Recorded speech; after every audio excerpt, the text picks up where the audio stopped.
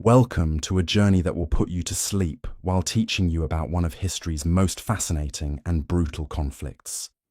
As your consciousness fades and your mind drifts toward rest, let the story of the Crusades unfold like a gentle tide, carrying you through centuries of faith, warfare, and human ambition. The year is 1095, and you're standing in a crowded field in Clermont, France. The November air bites at your skin as thousands of people press forward to hear Pope Urban II deliver what will become one of history's most consequential speeches. His voice carries across the assembly like thunder rolling over distant hills. Deus vult, the crowd begins to chant. God wills it. These two words will echo across 2 centuries of conflict, inspiring millions to take up the cross and march toward the Holy Land.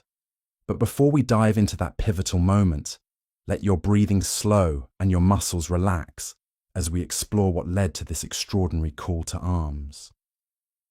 Picture the world of the 11th century, a time when maps ended in mystery and most people never travelled more than a day's walk from their birthplace.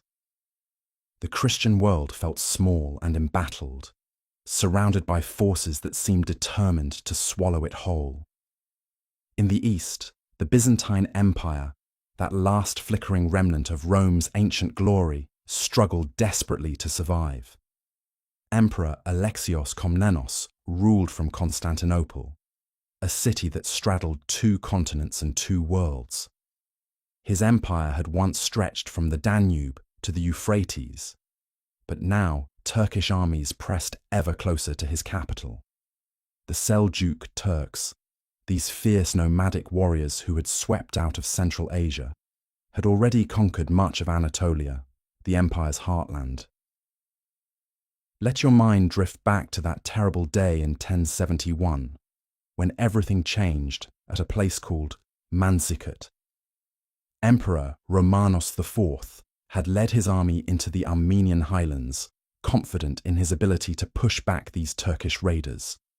But confidence meant nothing when faced with the tactical genius of Sultan Alp Arslan. The battle that followed became a catastrophe beyond imagination. For the first time in 7 centuries, a Roman emperor fell captive to an enemy. As you sink deeper into relaxation, imagine the horror that rippled through the Christian world when news of this defeat spread. It wasn't just a military loss, it was a sign that perhaps God himself had turned his face away from his chosen people. The Turks didn't stop at Manzikert. They poured into Anatolia like water through a broken dam, establishing themselves in cities that had been Christian for 1,000 years.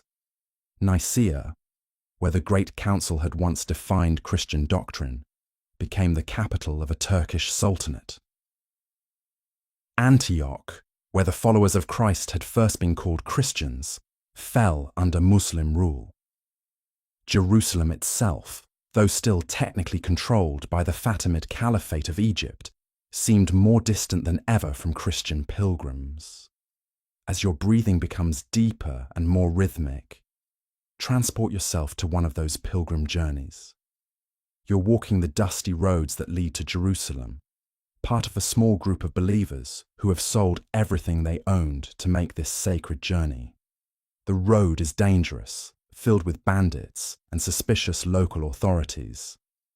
Each night you huddle around a small fire, sharing bread and wine while singing hymns under the star-filled sky. When you finally reach Jerusalem, when you finally touch the stones where Christ walked, the joy is indescribable.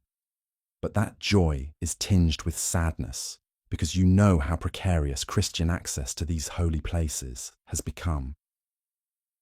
Back in Western Europe, the Church was experiencing its own transformation. The Gregorian Reform movement was reshaping Christianity, emphasizing the authority of the Pope and the spiritual purity of the clergy. Monasticism was flourishing, with new orders like the Cistercians attracting thousands of men and women seeking a life of prayer and contemplation. But alongside this spiritual renewal, came a growing militarization of Christian society. The Peace of God movement tried to limit warfare between Christians, but it also began to redirect that warrior energy toward external enemies. The concept of holy war was not new to Christianity, but it was evolving in fascinating ways. St. Augustine had written about just war centuries earlier, but now theologians were developing ideas about wars that weren't just permissible, but actually meritorious. Fighting for Christ could become a form of penance, a way to earn forgiveness for sins while serving God's purposes on earth. Knights who had spent their lives fighting each other over petty territorial disputes could now fight for something transcendent. Pope Urban understood all of these currents when he rose to speak at Clermont. He had received that desperate letter from Emperor Alexios, begging for military assistance against the Turks. The Pope saw an opportunity that went far beyond helping Byzantium. He could unite the fractious nobility of Western Europe under a single banner. He could assert papal authority over the entire Christian world. Most importantly, he could reclaim the Holy Land for Christianity. Listen to his words as they echo across the centuries. Let those who have been fighting against their brothers and relatives now fight in a proper way against the barbarians. Let those who have been serving as mercenaries for small pay now obtain the eternal reward. Let those who have been wearing themselves out in both body and soul now work for a double honor. The response was immediate and overwhelming. Thousands of people sewed crosses onto their clothing, symbolically taking the vow to march to Jerusalem. The word crusade itself comes from the Latin cruciata, meaning marked with the cross. These weren't just soldiers responding to the call. Entire families prepared to leave everything behind. Nobles mortgaged their lands to fund the expedition. Peasants sold their tools and livestock. Even women and children joined the movement, despite the obvious dangers. As sleep gently embraces you, imagine the chaos and excitement of those first preparations. Picture Godfrey of Bouillon, the Duke of Lower Lorraine, selling his castle to fund his participation. Envision Raymond of Toulouse, already in his 60s, liquidating his vast holdings to lead the largest contingent. These weren't poor men seeking fortune. They were some of the wealthiest nobles in Europe, willing to risk everything for the promise of eternal salvation.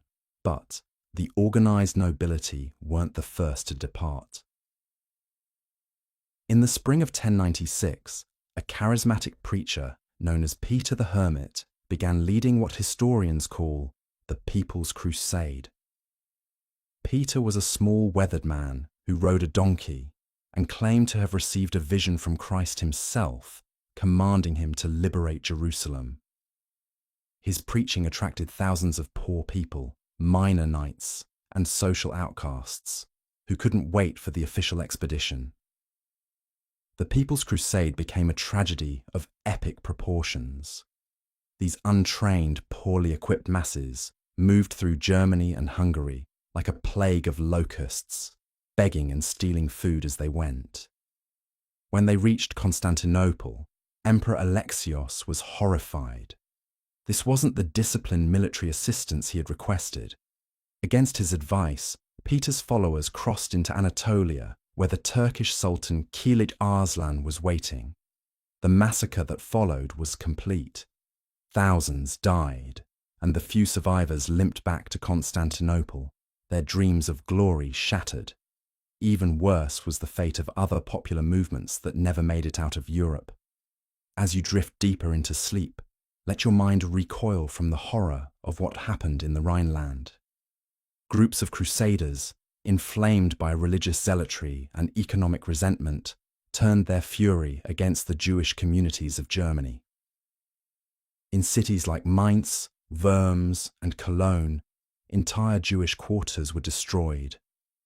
Thousands of innocent people died simply because they practiced a different faith.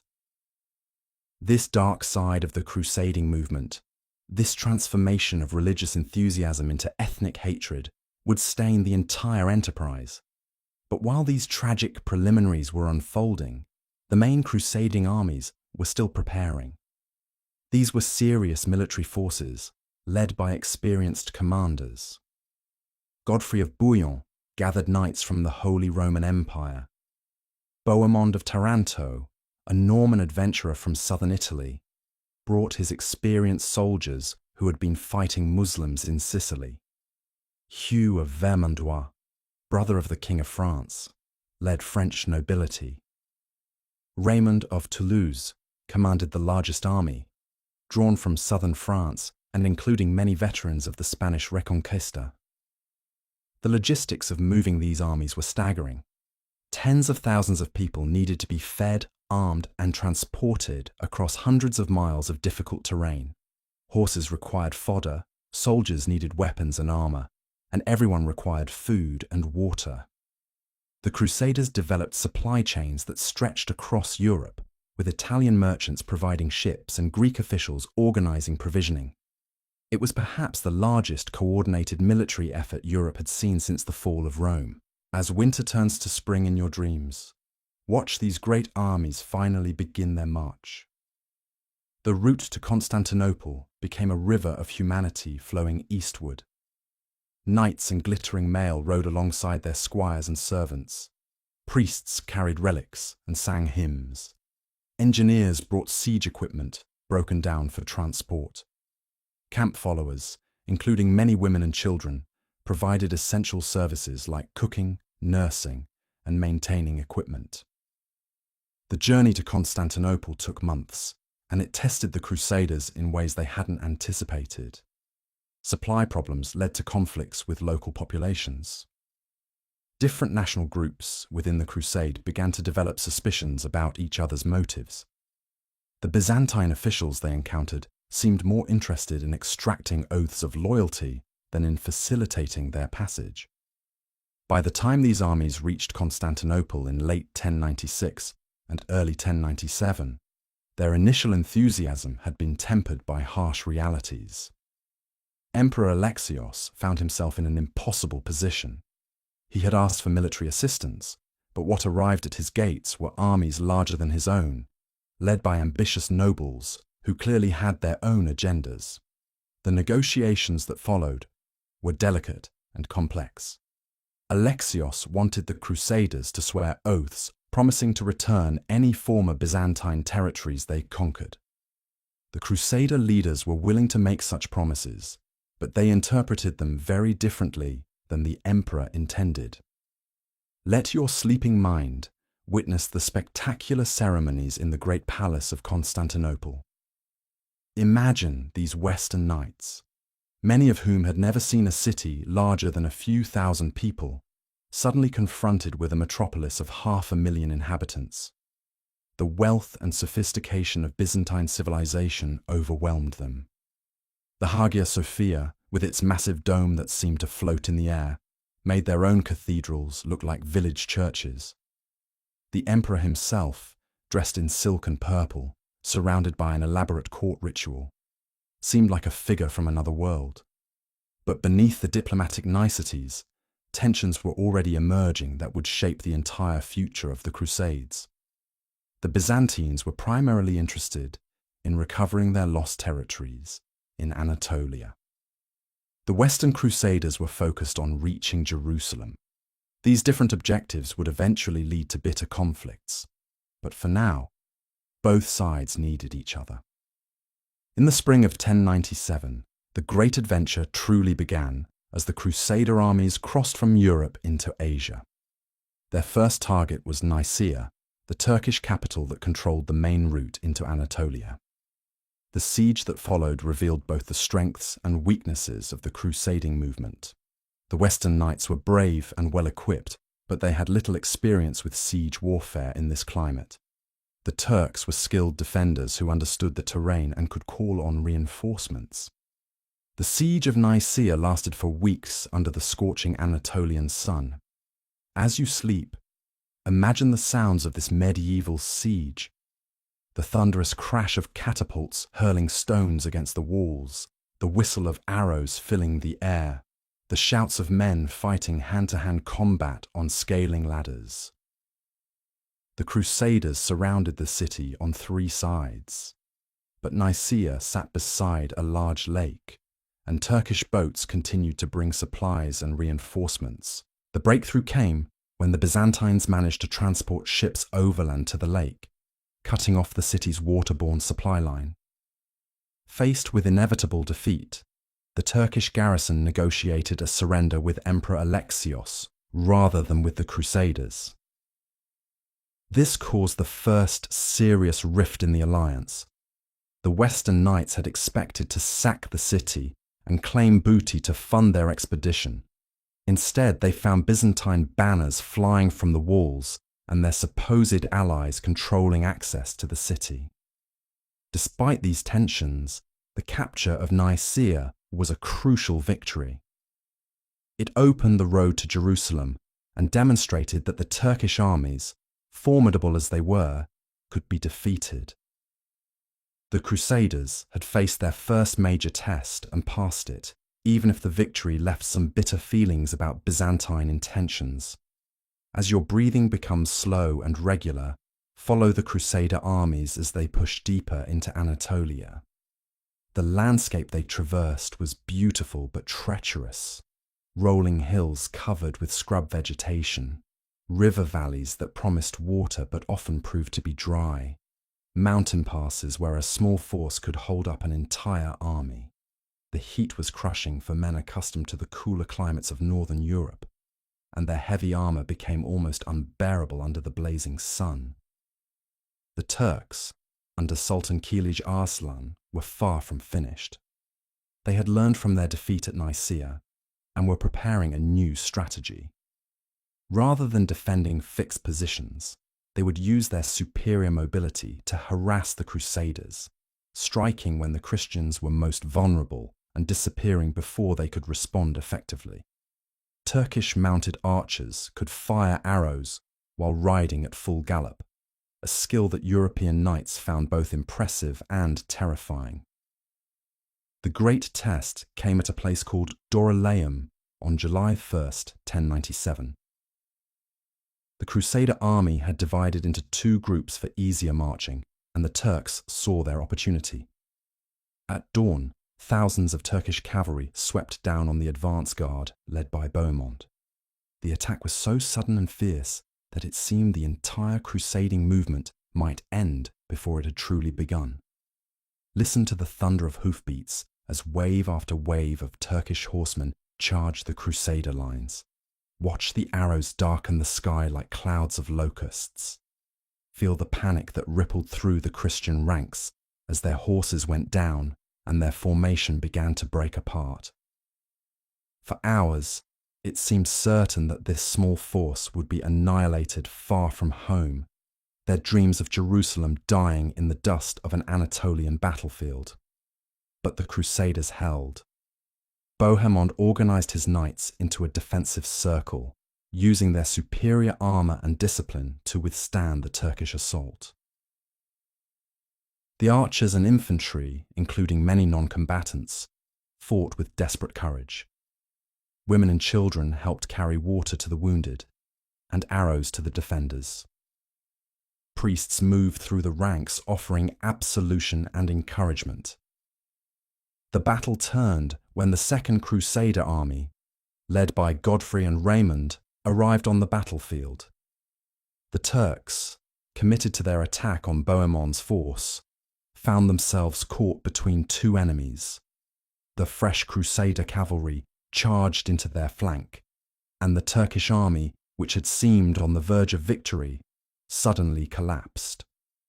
Sultan Kilij Arslan's camp was captured, along with vast amounts of treasure that would help fund the rest of the expedition. Dorylaeum was more than just a victory, it was a revelation. The Crusaders had proven they could defeat the Turks in open battle. More importantly, they had learned to fight as a unified force despite their different nationalities and personal rivalries. The success gave them confidence for the challenges ahead and convinced many wavering supporters back in Europe that God truly was blessing their enterprise. As you sink deeper into peaceful sleep, let your mind wander through the months that followed. The Crusader armies pushed through central Anatolia, reclaiming city after city for Byzantium. The local Christian populations, many of whom had lived under Muslim rule for decades, greeted the Crusaders as liberators.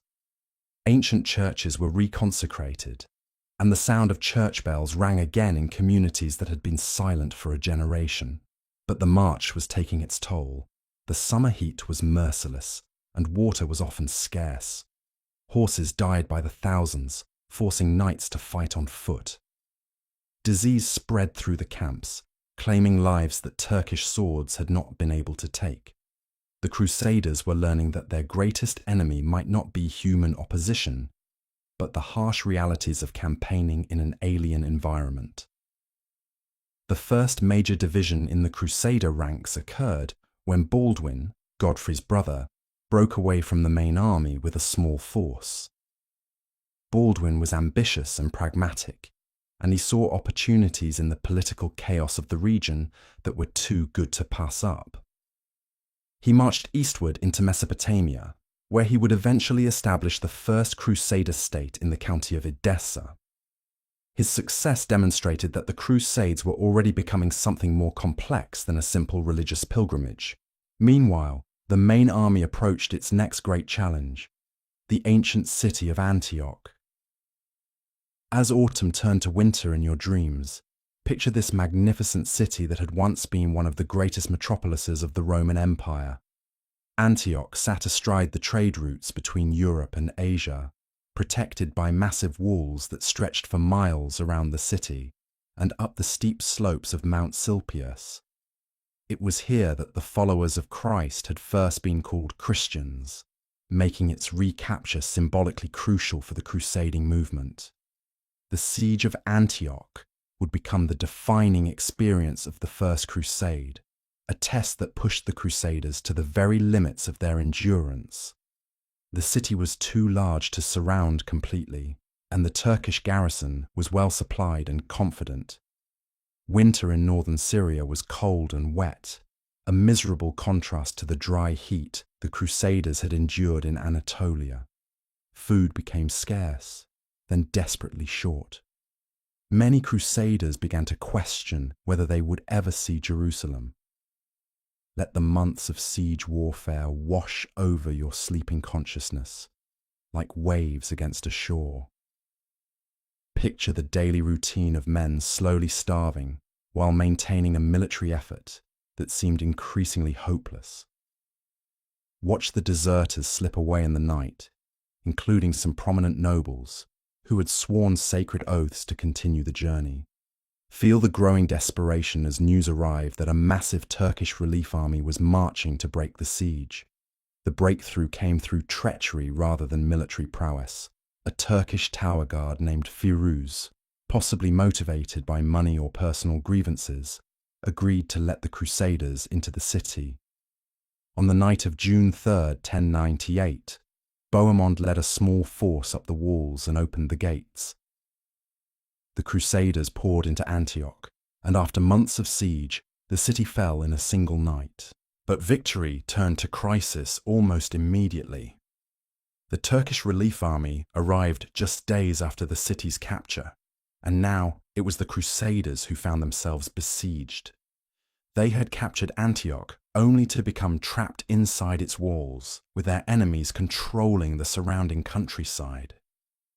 Food was even scarcer than it had been during the siege, and morale plummeted to new depths. It was at this darkest moment that the Crusaders experienced what they believed to be divine intervention.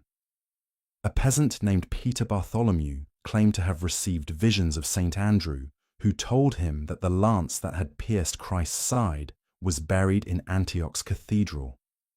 Whether through genuine faith or desperate hope, the Crusaders excavated the cathedral floor and found what they proclaimed to be the Holy Lance.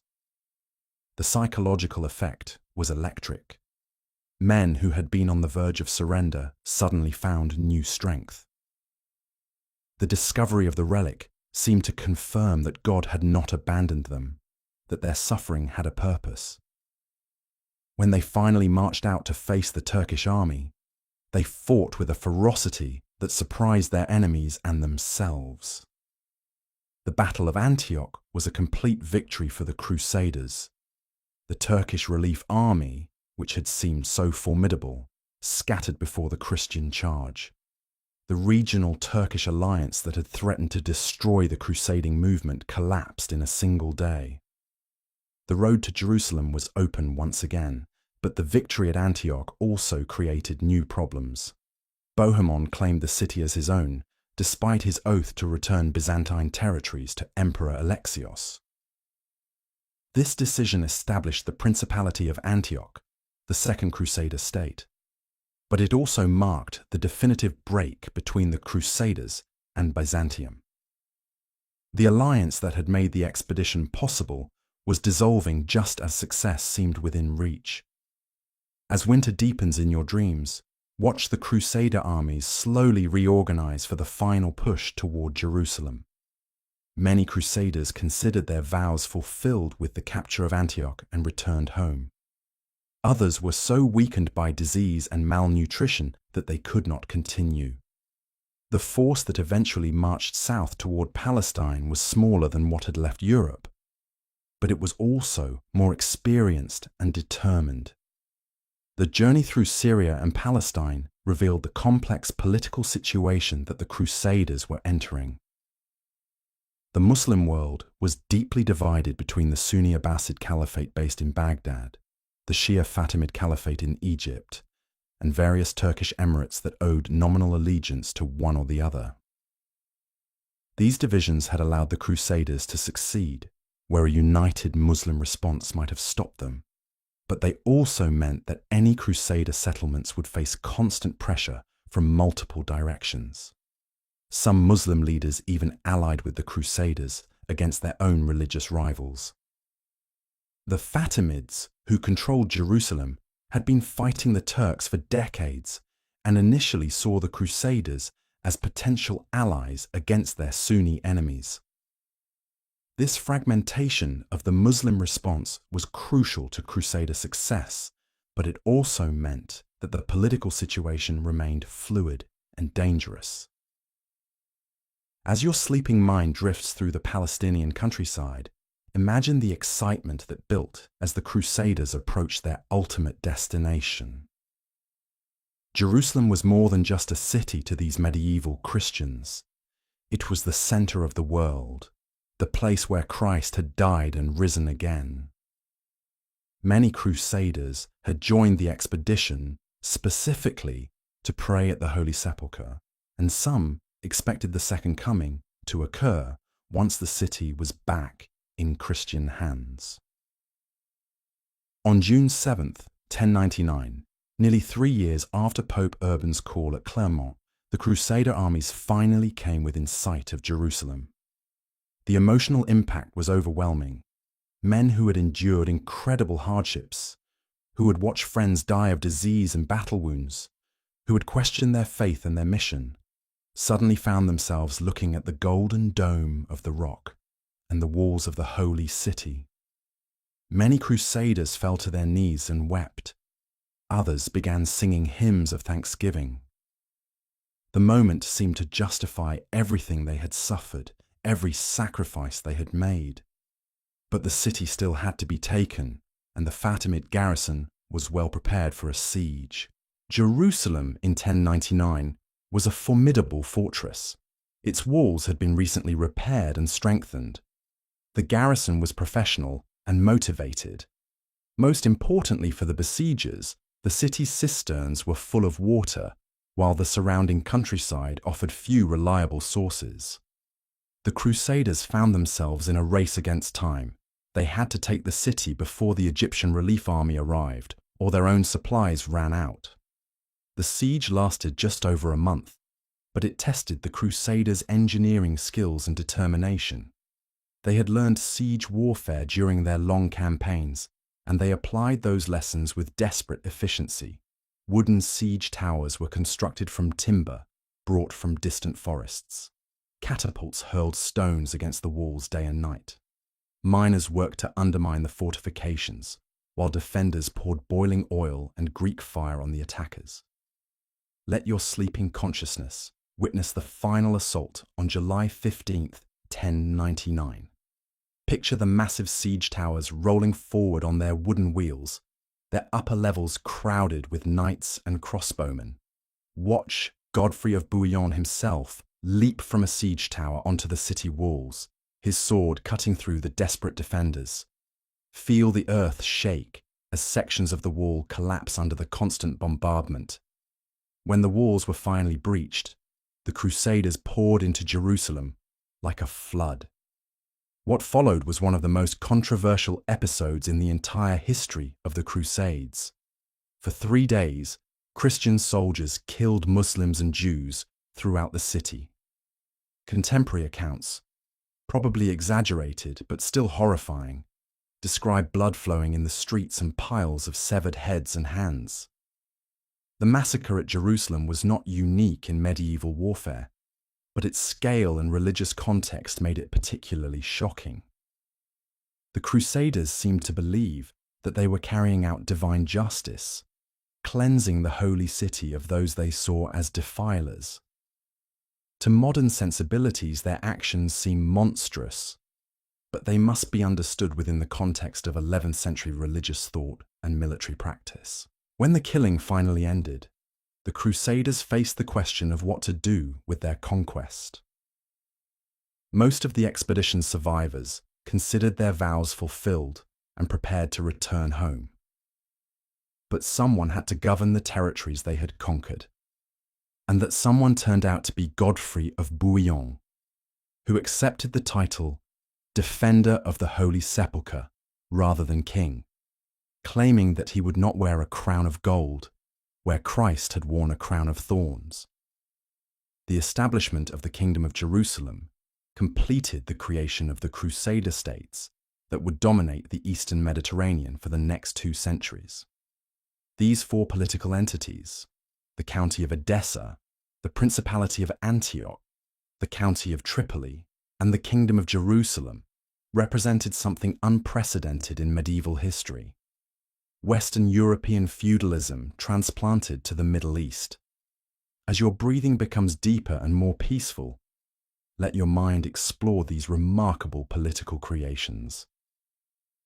The Crusader states were never more than narrow strips of territory along the coast and in the river valleys, islands of Latin Christianity in a sea of Islam.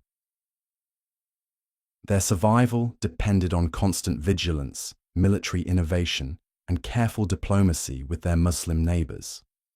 The Crusaders who remained in the East became a new type of European, the poulains, or pulleys, men who adapted to local conditions while maintaining their Western identity.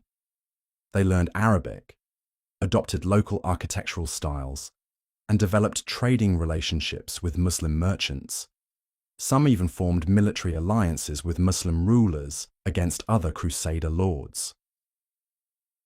The rigid religious boundaries that had motivated the First Crusade began to blur in the practical realities of governing a diverse population. The military orders represented the most distinctive institutional development of the Crusader states. The Knights Templar, founded around 1119 to protect pilgrims traveling to Jerusalem, evolved into an international organization with thousands of members and vast financial resources. The Knights Hospitaller, originally established to care for sick pilgrims, became equally militarized. These orders combined the religious devotion of monasticism with the martial skills of knighthood, creating something entirely new in Christian history. As sleep deepens around you like a gentle embrace, imagine these warrior monks in their distinctive white robes marked with red crosses. The Templars developed into Europe's first international banking system, using their network of commanderies to transfer money safely across vast distances. Pilgrims could deposit funds in Paris and withdraw them in Jerusalem, revolutionizing medieval finance. Their disciplined military formations became legendary, with rules that forbade retreat unless outnumbered more than 3 to 1. The success of the First Crusade sent shockwaves throughout both the Christian and Muslim worlds. In Europe, the victory was seen as divine vindication of the crusading ideal. Chronicles described miraculous interventions, angelic armies fighting alongside the Crusaders, and saints appearing to guide the faithful. The Pope proclaimed special indulgences for future expeditions, and recruitment for ongoing campaigns became a permanent feature of European religious life. But in the Muslim world, the Crusader conquest sparked a different kind of awakening. The initial response had been fragmented and ineffective, hampered by political divisions and mutual suspicions. However, the shock of losing Jerusalem gradually galvanized Islamic resistance. Religious scholars began preaching jihad with new urgency, calling for unity against the foreign invaders who had seized Islam's third holiest city. The first serious Muslim counterattack came from an unexpected direction. Il-Ghazi, the Turkmen ruler of Mardin, allied with other regional powers to challenge the most exposed of the Crusader states. In 1119, at a place called the Field of Blood, his forces virtually annihilated the army of Antioch. Prince Roger was killed along with most of his knights, and for a moment it seemed the principality might fall entirely. But the Crusader states demonstrated a remarkable resilience. Reinforcements arrived from Jerusalem and from Europe. New military tactics were developed, and the political structure proved flexible enough to survive even catastrophic defeats.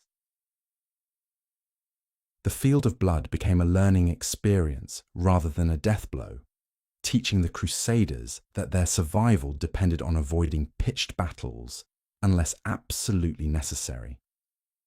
Let your sleeping mind drift through the 1120s and 1130s, a period when the Crusader states seemed to stabilize and even prosper. Trade flourished between East and West, with Italian merchants establishing permanent communities in Acre, Tyre, and other coastal cities. The agricultural productivity of the region recovered from the disruptions of conquest, and the Crusader nobility began to see themselves as permanent residents rather than temporary occupiers. King Baldwin II of Jerusalem emerged as the most successful of the second-generation Crusader rulers. Unlike his predecessors, who had been shaped by the brutal experiences of the First Crusade, Baldwin understood that long-term survival required more than military prowess. He cultivated relationships with local Christian communities, including Armenians, Maronites, and Orthodox Greeks, who had lived in the region for centuries. Baldwin also recognized that the Crusader states could not survive in isolation. He negotiated carefully with the Byzantine Empire, seeking to repair the damage done by earlier Crusader betrayals. He maintained correspondence with European rulers, ensuring a steady flow of reinforcements and supplies. Most importantly, he began to exploit the divisions within the Muslim world, playing different factions against each other to prevent the emergence of a unified opposition. The second generation of Crusaders developed a distinctive culture that blended Western and Eastern elements. Crusader castles combined European military architecture with local building techniques, creating fortifications like Crac de Chevaliers that were virtually impregnable. Illuminated manuscripts from Crusader scriptoriums show artistic influences from Byzantine, Islamic, and Western traditions. Even Crusader law codes incorporated elements of local legal traditions alongside European feudal customs. But this period of relative stability was built on foundations that were inherently unstable. The Crusader states remained demographically tiny, with perhaps 120,000 Latin Christians ruling over a population that was predominantly Muslim, with substantial Orthodox Christian and Jewish minorities. Every military defeat potentially spelled doom, because there was no large population base from which to recruit replacements. More ominously, the Muslim world was beginning to produce leaders who combined political skill with genuine religious commitment to reconquest. Zengi, the Turkish governor of Mosul, spent the 1130s gradually building a coalition of Muslim powers united around the goal of jihad against the Crusaders. Unlike earlier Muslim leaders who had been content with raiding and tribute, Zengi aimed for nothing less than the complete expulsion of the Frankish presence. His opportunity came in 1144, when internal disputes weakened the county of Edessa. The most exposed of the Crusader states, either dust of broken truces settles like ash across the wine-dark plain as we enter the second phase of this ancient tale.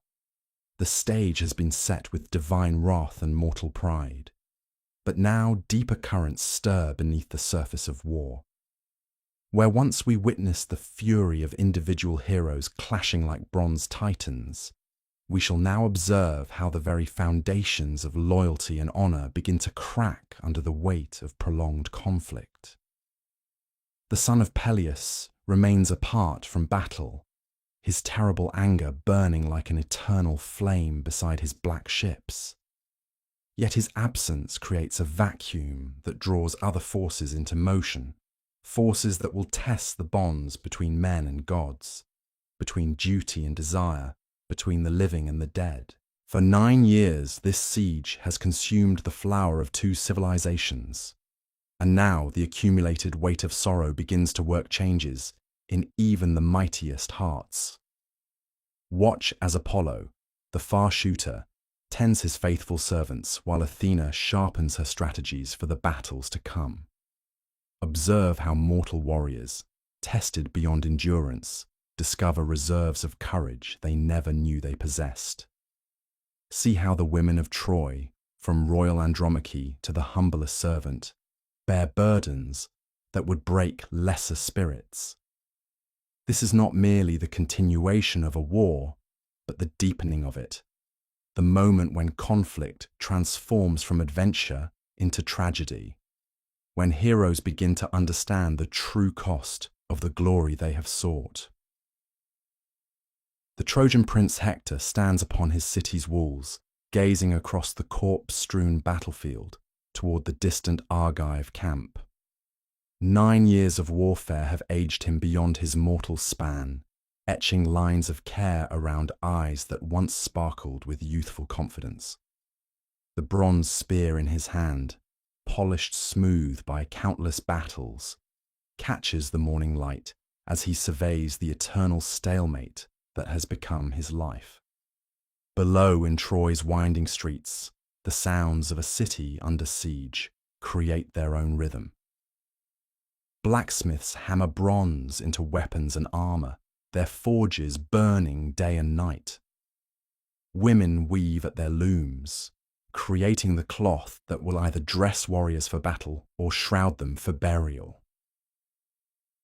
Children play games of war in the dusty courtyards, mimicking the heroes whose deeds they hear sung in the great hall, not yet understanding that those same heroes may soon lie cold beneath the earth.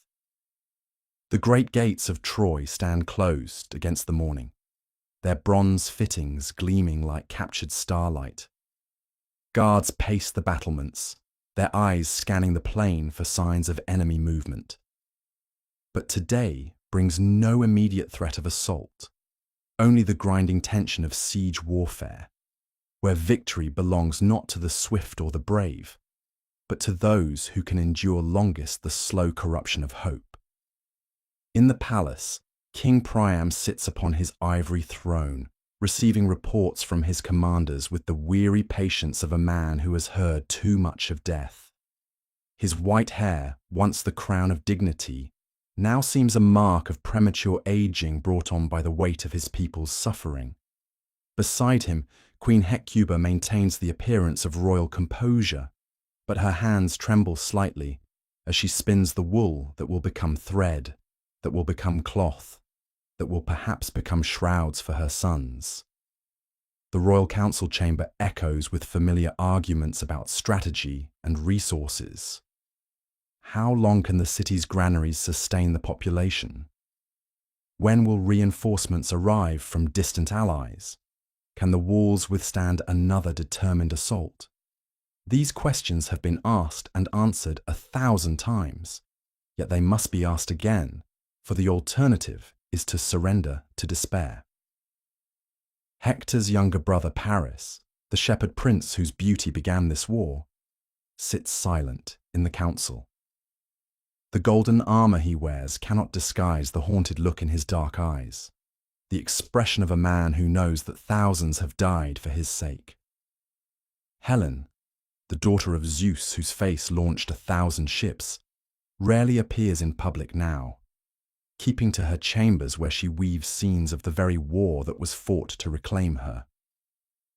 Her beauty remains undiminished, but it has become a terrible burden, a reminder of the price that beauty can exact when it becomes the object of mortal desire. Yet Troy endures, as it has endured for 9 long years. The city's walls, built by the gods themselves in ages past, remain unbreached. The people continue their daily labors, finding in routine a kind of resistance to the chaos that surrounds them. The temples still echo with prayers and sacrifices, as priests beseech the immortals for protection and victory. Life, stubborn and resilient, continues even in the shadow of war.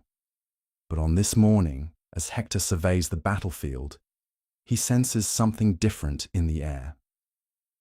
The quality of light seems changed, as if the sun itself shines with different intentions. The wind carries new scents across the plain, bringing with it the promise of events that will reshape the war's character. For though the son of Peleus remains apart from battle, his wrath has set in motion consequences that extend far beyond his personal grievance against Agamemnon. In the Argive camp, those consequences are beginning to manifest in ways both subtle and profound. The absence of their greatest champion has forced the other heroes to confront their own limitations and mortality.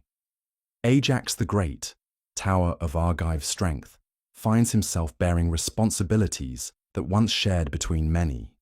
Diomedes, blessed by Athena with temporary divine power, has tasted what it means to fight like a god among mortals, only to discover that such gifts come with their own burdens.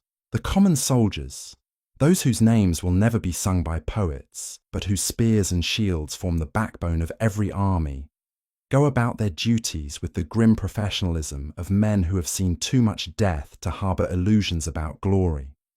They sharpen their weapons, tend their gear, and share what little food remains from dwindling supplies, all while casting nervous glances toward the black ships where their greatest protector broods in magnificent isolation.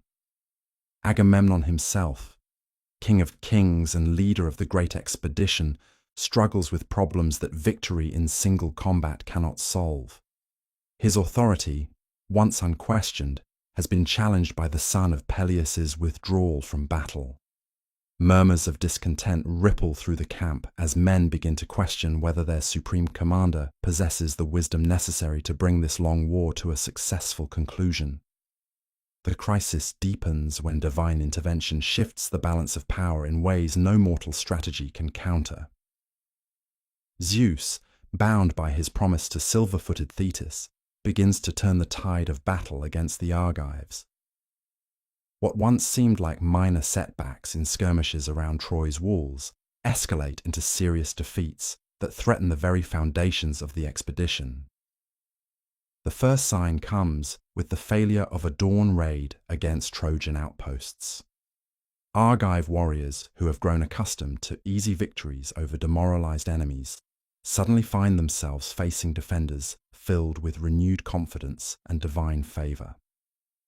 The attack that should have succeeded within hours drags on through the morning, then into the afternoon, until finally the raiders are forced to withdraw with heavy casualties and nothing to show for their efforts. Word spreads quickly through the camp that something has changed in the cosmic balance. the priests who read omens in the flight of birds, and the patterns of sacrificial smoke report troubling signs. The auguries that once promised swift victory now speak of trials and tribulations ahead. Even the weather seems to have turned against them, as clouds gather on previously clear horizons and winds shift to favour Trojan ships over Argive vessels. But it is on the battlefield itself that Zeus's favour becomes most apparent. Hector, emerging from Troy's gates at the head of a column of allied warriors, seems transformed from the cautious defender he has been into something approaching divine inspiration. His bronze spear finds its mark with uncanny accuracy. His shield turns aside, blows that should have pierced any mortal defense, and his very presence on the field fills his allies with courage while striking fear into Argive hearts. The transformation is not lost on either army. Trojan warriors who have spent years in defensive positions behind their walls now advance across the plain with the confidence of men who believe the gods fight beside them. They press forward in disciplined formations, their bronze armor flashing in the sunlight, their war cries echoing off the ancient stones of their city's fortifications. Against this renewed Trojan confidence, the Argive response seems hesitant and disorganized. Without the son of Peleus to anchor their battle line, the individual champions find themselves unable to coordinate their efforts effectively. Each fights magnificently in isolation, but lacks the unifying presence that could weld them into an irresistible force. The pattern becomes clear as the morning advances. Where once Argive warriors could count on superior numbers and equipment to carry the day, they now face enemies who fight with the desperate courage of men defending their homes, and the divine favour of gods who have chosen to support their cause. The balance that has maintained the siege's stalemate for 9 years begins to shift decisively in Troy's favour. Ajax the Great, wielding his tower shield with the skill of long practice, finds himself giving ground for the first time in memory. The Trojan spears that rain against his bronze defence seem guided by supernatural accuracy, while his own counterattacks, though devastating when they connect, somehow fail to break the enemy formations as they once did. He fights with the same strength and courage that have made him legendary, but the very earth seems to resist his efforts. Diomedes, son of Tydeus, discovers that the divine favour which once allowed him to wound immortal Aphrodite and drive Ares himself from the battlefield has been withdrawn. His spear, which yesterday could pierce any armour, today finds its point turned by bronze that should offer no resistance. His chariot horses, once swift as the wind, now seem to labour as if pulling tremendous weights. The god-blessed warrior has become merely mortal again, and the transition proves more difficult than he had ever imagined. Even Odysseus, master of strategy and cunning, finds his usual tactical brilliance inadequate to the changed circumstances. Plans that should succeed through superior preparation and execution somehow go awry at crucial moments. Allied contingents fail to arrive at their designated positions on time. Supply lines that have functioned reliably for years suddenly become unreliable. It is as if the very cosmos has turned against Argive efforts, making success impossible despite their best efforts. The crisis reaches its crescendo when Hector leads a general assault against the Argive fortifications, the great wall that the invaders built to protect their camp. Those mighty stones dragged from nearby hills and blessed by their priests comes under attack from forces that seem to possess supernatural strength and determination. Where previous Trojan assaults have been repelled with relative ease, this attack threatens to overwhelm the defenders through sheer persistence and divine favour. The battle for the wall unfolds with the terrible intensity of mortal combat blessed by immortal intervention. Trojan warriors scale the fortifications with ladders that somehow resist being pushed away by the defenders. Stones hurled from the ramparts miss their targets by impossible margins, while Trojan arrows find gaps in Argive armor that should not exist. The very foundations of the walls seem to tremble under assault, as if the earth itself rebels against foreign presence. At the center of this supernatural storm stands Hector, transformed by Zeus's favor from skilled mortal warrior into something approaching a force of nature. His bronze spear cuts through enemy ranks like divine lightning, while his shield deflects weapons that should pierce any mortal defense. When he raises his voice in the war cry, even veteran Argive warriors feel their courage falter, as if they face not merely another champion, but the embodiment of Troy's divine protection. The Argive heroes rally to defend their fortifications with desperate courage. Ajax the Great plants himself before the main gate like a living tower, his massive shield covering the breach, while his long spear reaches out to strike down any enemy who approaches within range.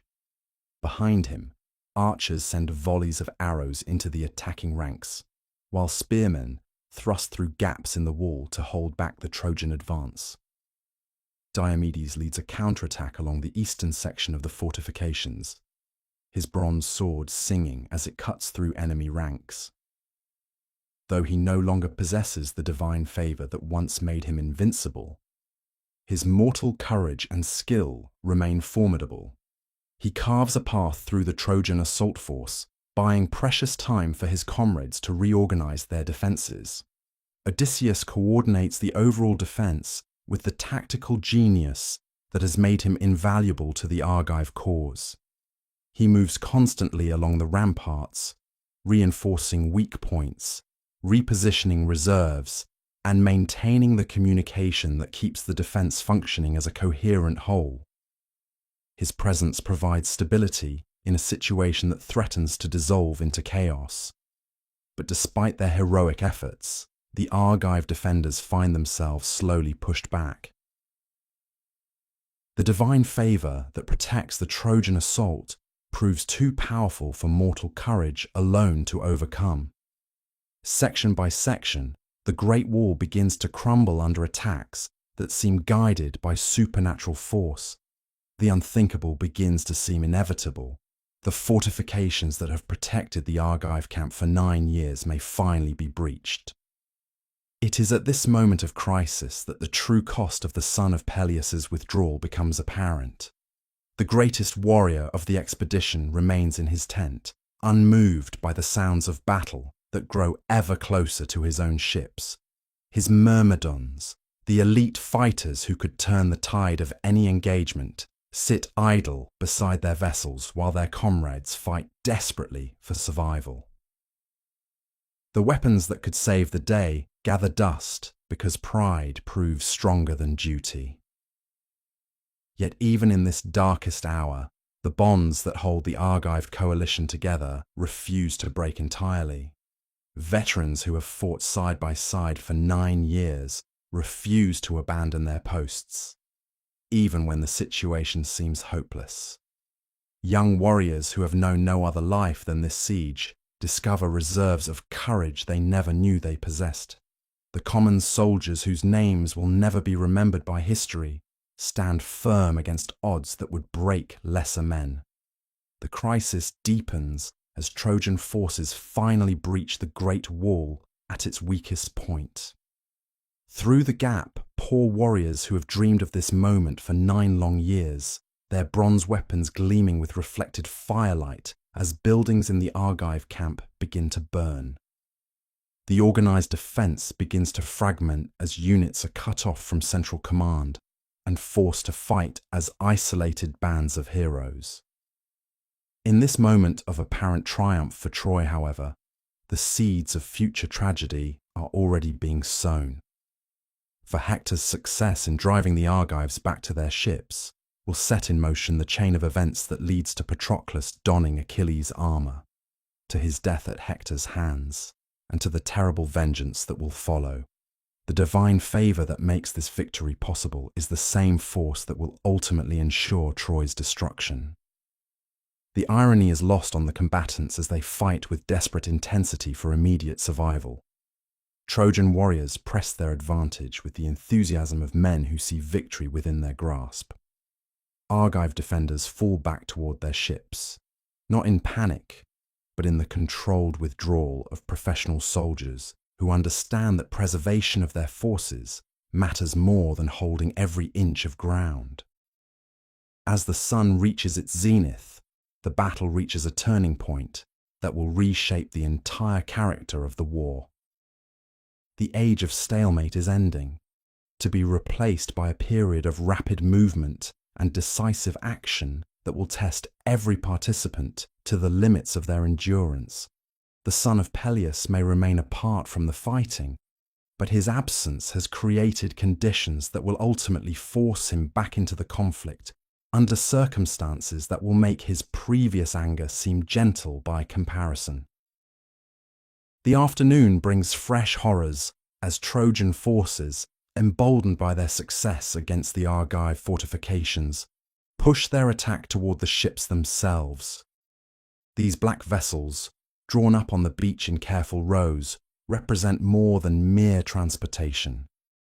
They are the lifeline that connects the expedition to its homeland, the means by which warriors might someday return to wives and children they have not seen for 9 years. Their destruction would transform a siege into exile, a military campaign into a fight for survival. Hector leads the advance with the terrible joy of a man who sees his city's deliverance within reach. The bronze point of his spear flashes like captured lightning as he cuts through the enemy ranks, while his voice rings out with commands that organize the attack into an irresistible tide of destruction. Behind him, Trojan allies who have traveled from the ends of the known world surge forward with renewed purpose, their various languages blending into a single cry of victory. The Lycians under god like Sarpedon, son of Zeus himself, advance along the eastern flank with the disciplined precision of professional warriors. These men have served as mercenaries in conflicts across the ancient world, and their experience shows in the way they maintain formation even in the chaos of assault. Their bronze armour, marked with the symbols of distant mountains, gleams with an otherworldly light that speaks to their divine leadership. From the northern reaches come the Thracians, wild horsemen whose very appearance strikes fear into settled peoples. Their long hair flows behind them as they charge, their war cries echoing like wolf howls across the battlefield. These warriors fight not for gold or glory, but for the sheer joy of combat, and their presence adds an element of savage unpredictability to the Trojan assault. The Dardanians, led by noble Aeneas, son of Aphrodite and mortal Anchises, fight with the desperate courage of men defending their ancestral homeland. These warriors trace their lineage back to the founders of Troy itself, and they know that defeat means not merely military loss, but the extinction of their entire people. Their bronze spears thrust with the precision born of generational training, while their shields bear the ancient symbols of their royal house. Against this cosmopolitan alliance, the Argive defense begins to fragment. The loss of their fortifications has forced them to fight on ground of their enemy's choosing, while the absence of their greatest champion deprives them of the psychological advantage they have enjoyed throughout the war. Individual heroes continue to perform magnificent deeds, but lack the coordination necessary to mount an effective counterattack. Ajax the Great finds himself fighting a defensive battle along the ship's hulls, his tower shield providing the only barrier between Trojan firebrands and the vessels that represent his people's only hope of return. The bronze point of his long spear reaches out again and again to strike down enemies who approach with flaming torches, but there are always more attackers than he can handle alone. Sweat runs down his face beneath his bronze helmet, mixing with blood from minor wounds that accumulate despite his skill at defense. Diomedes rallies a group of Argive spearmen around the ship of his own contingent, organizing a defense that holds its ground through sheer stubborn courage. These warriors from Argos and Tiryns have followed their young lord across the wine-dark sea in pursuit of glory, and they refuse to disgrace themselves by fleeing in panic. Their bronze-tipped spears form a hedge of death that slows the Trojan advance, but cannot stop it entirely.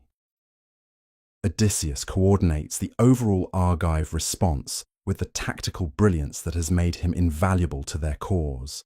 He moves constantly between the various defensive positions, carrying orders and encouragement to isolated groups of fighters.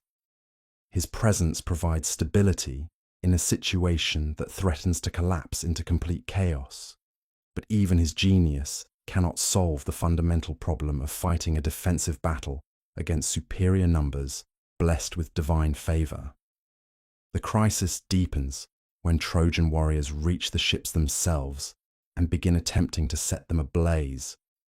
These vessels, constructed from cedar wood brought from the forests of Lebanon, will burn readily once the flames take hold.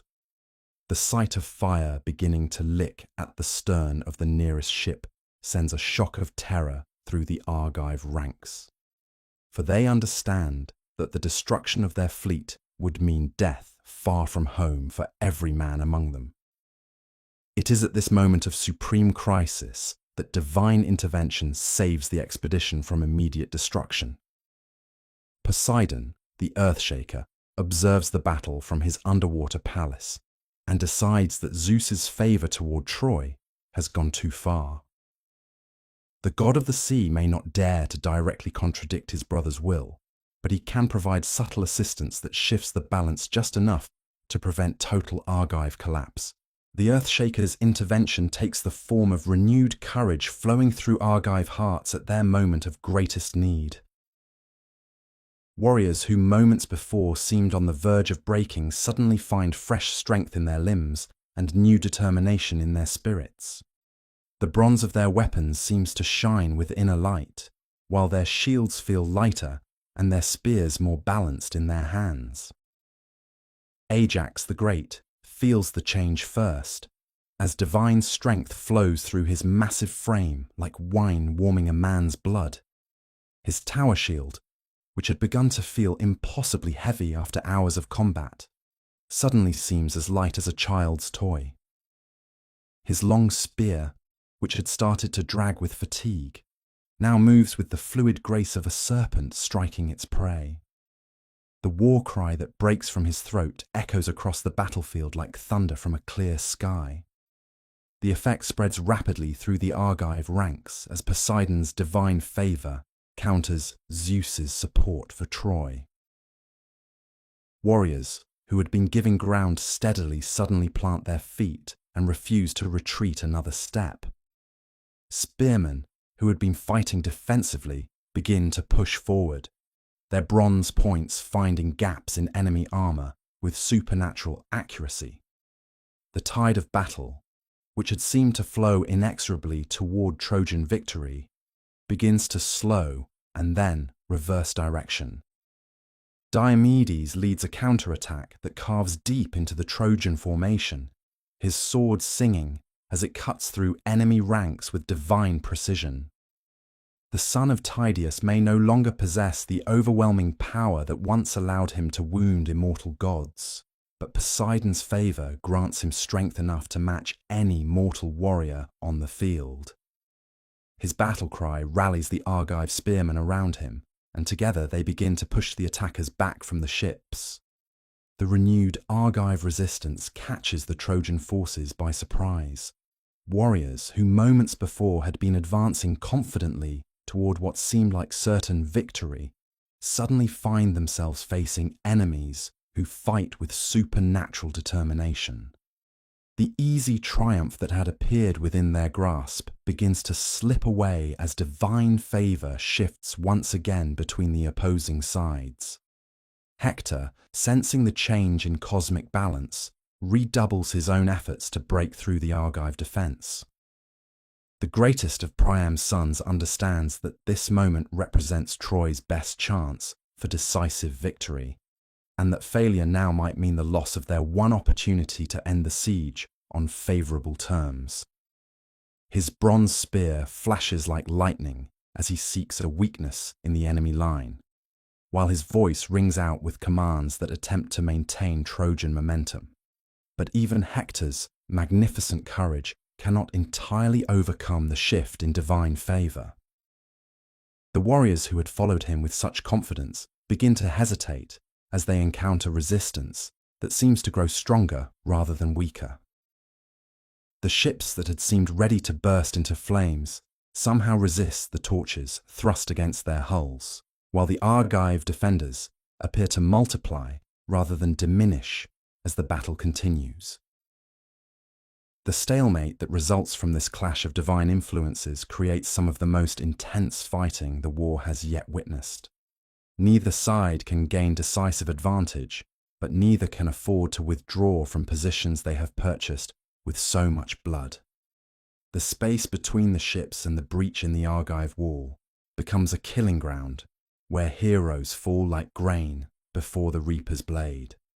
In this crucible of combat, individual acts of heroism shine like stars against the darkness of mass slaughter. Sarpedon and his cousin Glaucus lead a Lycian assault that nearly reaches the ships before being driven back by Ajax's counterattack. Aeneas and Hector coordinate their efforts to break through the Argive center, only to find themselves facing Diomedes and a picked band of Argive champions who refuse to yield another step. The battle rages through the afternoon without decisive result, as divine favor shifts back and forth between the opposing forces. Zeus's support for Troy contends with Poseidon's assistance to the Argives, creating conditions where mortal courage and skill matter more than supernatural intervention. The warriors on both sides fight with the knowledge that everything they have struggled for hangs in the balance of this single engagement. As the sun begins its descent toward the western horizon, painting the battlefield in shades of bronze and crimson, the intensity of combat reaches levels that test even veteran warriors to their limits. Men who have fought for 9 years discover reserves of strength and determination they never knew they possessed. The very air seems to crackle with tension as heroes push themselves beyond all previous boundaries of endurance. Yet despite the magnificent courage displayed by warriors on both sides, the fundamental dynamics of the conflict remain unchanged. The son of Peleus continues to brood beside his ships, his terrible anger unassuaged by the desperate battle raging around him. His Myrmidons, the finest fighters in the Argive host, remain idle while their comrades die for want of their spears. The weapons that could turn the tide of battle gather dust because pride proves stronger than duty. The irony of the situation is not lost on those who understand the larger patterns at work. The very crisis that threatens to destroy the Argive expedition is creating the conditions that will eventually force the son of Peleus back into battle under circumstances that will make his previous withdrawal seem insignificant by comparison. The divine favor that enables Hector's success is the same force that will ultimately ensure his destruction. But for now, in this moment of desperate struggle, such larger patterns remain invisible to the combatants who fight with everything they possess for immediate survival. The battle continues to rage as darkness approaches, each side knowing that the next few hours may determine whether Troy stands unconquered or falls in flames, whether the Argive expedition returns home in triumph or perishes on foreign shores far from the graves of their ancestors. The approaching night brings with it the promise of temporary respite from combat, but also the knowledge that tomorrow will bring fresh challenges and new tests of courage. For this war has passed beyond the point where simple military victory can resolve the fundamental tensions that drive it. Too much blood has been spilled. Too many heroes have fallen. Too many oaths have been sworn in the presence of the gods for any easy resolution to be possible. The second phase of this ancient tale draws to its close with the recognition that the conflict has entered a new and more dangerous stage.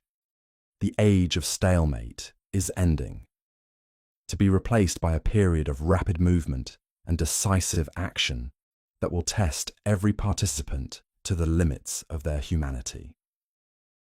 The son of Peleus may remain apart from the fighting, but forces are already in motion that will drag him back into the conflict under circumstances that will transform his personal anger into something far more terrible and far more consequential. As the stars begin to appear in the darkening sky above the wine-dark plain, both armies draw back from the field of slaughter to tend their wounds and count their losses. The temporary cessation of combat brings not relief but grim recognition of how much the day's fighting has cost both sides. The ground between Troy's walls and the Argive ships lies carpeted with bronze and flesh, testament to the fury that divine intervention can unleash when immortal wills clash through mortal instruments. In the Trojan camp, Hector strips the blood from his spear and armour as his captains gather around him in the flickering light of torches. The greatest of Priam's sons has led his people closer to decisive victory than any previous effort has achieved, yet he knows that the opportunity may already be slipping away. The divine favour that blessed their assault shows signs of wavering, while the Argive resistance has proven more resilient than even his most pessimistic advisors had predicted. "We have driven them to their ships," announces Sarpedon, his voice carrying the satisfaction of a warrior who has seen his enemies flee before him. The Lycian prince bears fresh wounds from the day's fighting, but his spirit remains unbroken by the ordeal. One more assault like today's and their black hulls will burn on the beach while their crews flee across the wine-dark sea. But Hector's expression remains troubled as he gazes across the darkened battlefield toward the enemy camp. Something in the afternoon's fighting has disturbed him. Some shift in the cosmic balance that his warrior's instincts detect, even if his mind cannot fully comprehend its implications. The resistance they encountered grew stronger rather than weaker as the battle progressed, suggesting forces at work beyond simple mortal courage. "The Earthshaker intervenes," murmurs Polydamas, wisest of Troy's counsellors, his weathered face grave in the torchlight.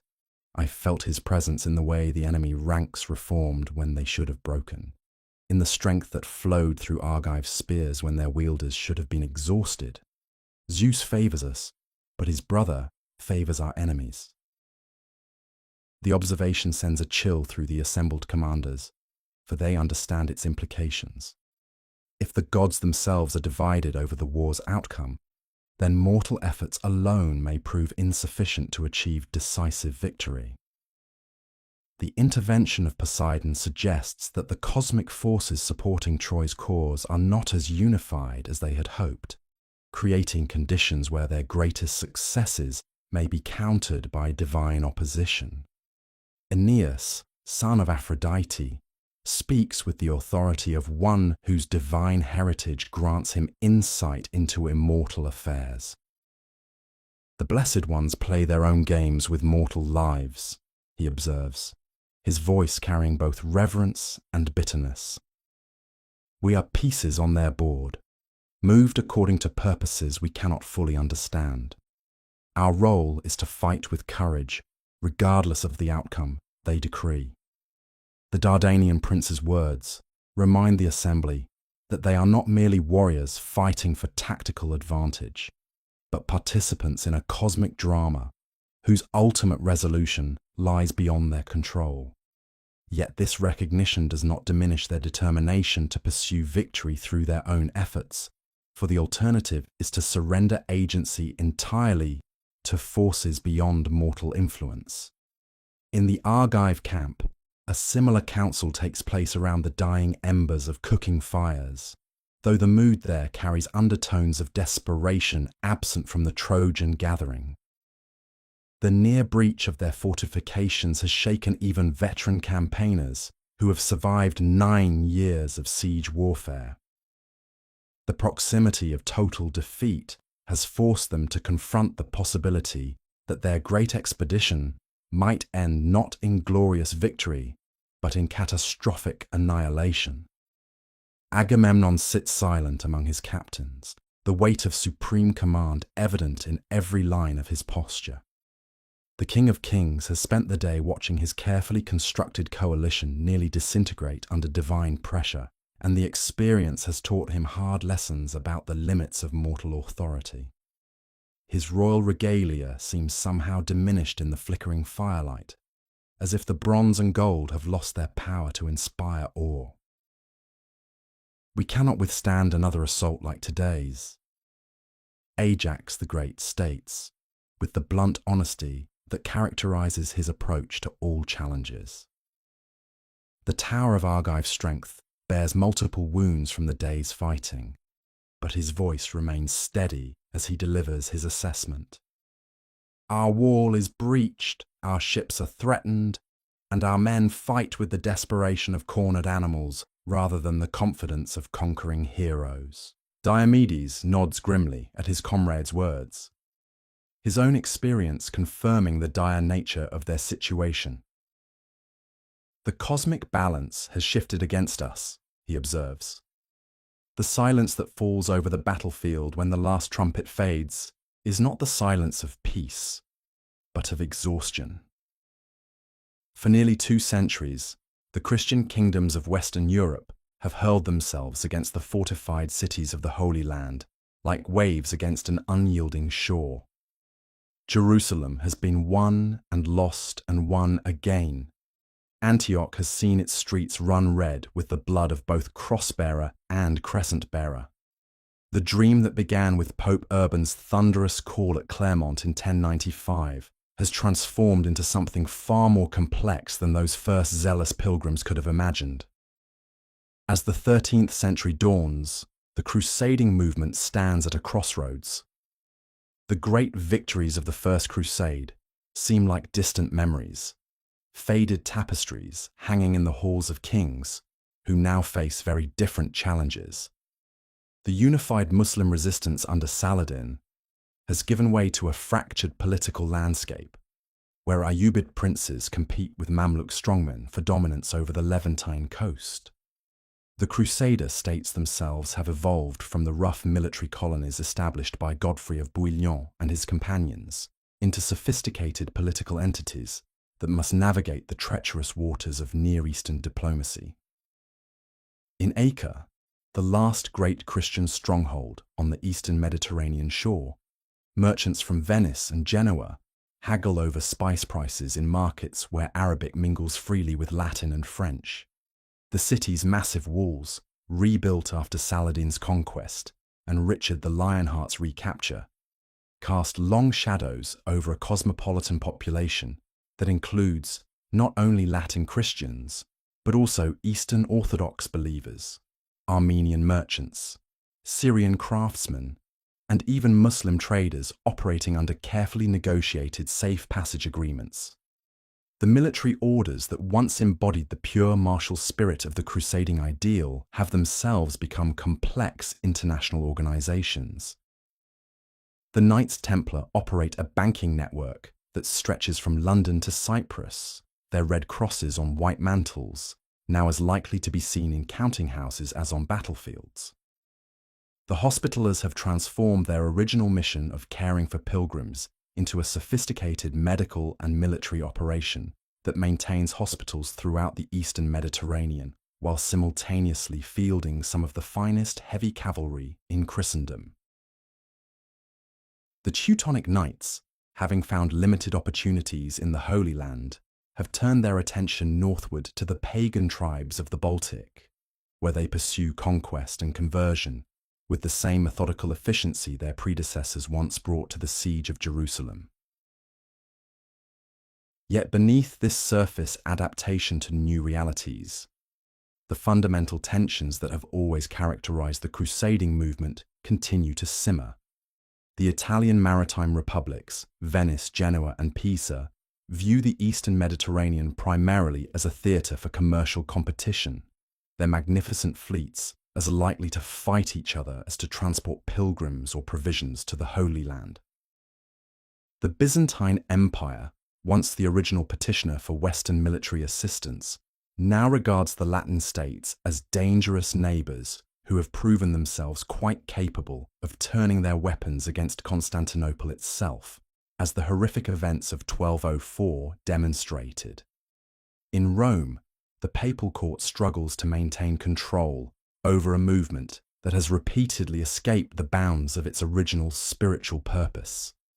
Pope Innocent III, perhaps the most powerful pontiff in Christian history, has expanded the concept of crusading beyond the Holy Land to encompass campaigns against heretics in southern France, pagans in the Baltic, and even political enemies of the papal state in Italy itself.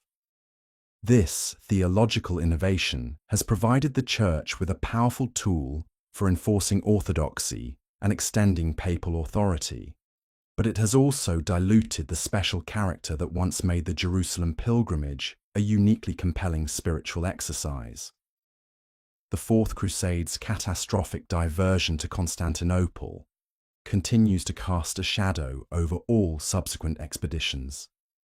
The sight of Latin knights sacking the greatest Christian city in the world, melting down ancient icons for their gold content, and desecrating altars that had witnessed centuries of liturgical worship, has created a wound in the body of Christendom that shows no signs of healing. The Byzantine Empire, reduced to a rump state centered on Nicaea, views any Western military expedition with deep suspicion, while the newly established Latin Empire of Constantinople struggles to maintain legitimacy in the face of Greek Orthodox hostility and its own internal contradictions. Against this backdrop of political fragmentation and spiritual uncertainty, new voices begin to emerge that will fundamentally transform the nature of Christian engagement with the Islamic world. In the hills of Umbria, a young merchant's son named Giovanni di Pietro di Bernardone experiences a series of mystical visions that lead him to abandon his comfortable life for one of radical poverty and evangelical preaching. Francis of Assisi, as he will become known, represents a revolutionary approach to the Islamic world, not conquest through force of arms, but conversion through the power of Christian example and direct spiritual dialogue. The Franciscan mission to the Islamic world begins not with military planning, but with a radical act of faith. In 1219, as the Fifth Crusade besieges Damietta in the Nile Delta, Francis himself crosses the battle lines under a flag of truce and requests an audience with Al-Kamil, the Ayyubid Sultan of Egypt. The meeting between the poverty-embracing Christian mystic and the sophisticated Muslim ruler represents a profound alternative to the military confrontation that has characterized Christian-Islamic relations for over a century. Contemporary accounts of this encounter, filtered through the hagiographical traditions that quickly grew up around Francis, suggest a meeting of remarkable mutual respect. Al-Kamil, grandson of the great Saladin and himself a patron of Islamic scholarship and poetry, receives the Christian holy man with courtesy and genuine interest.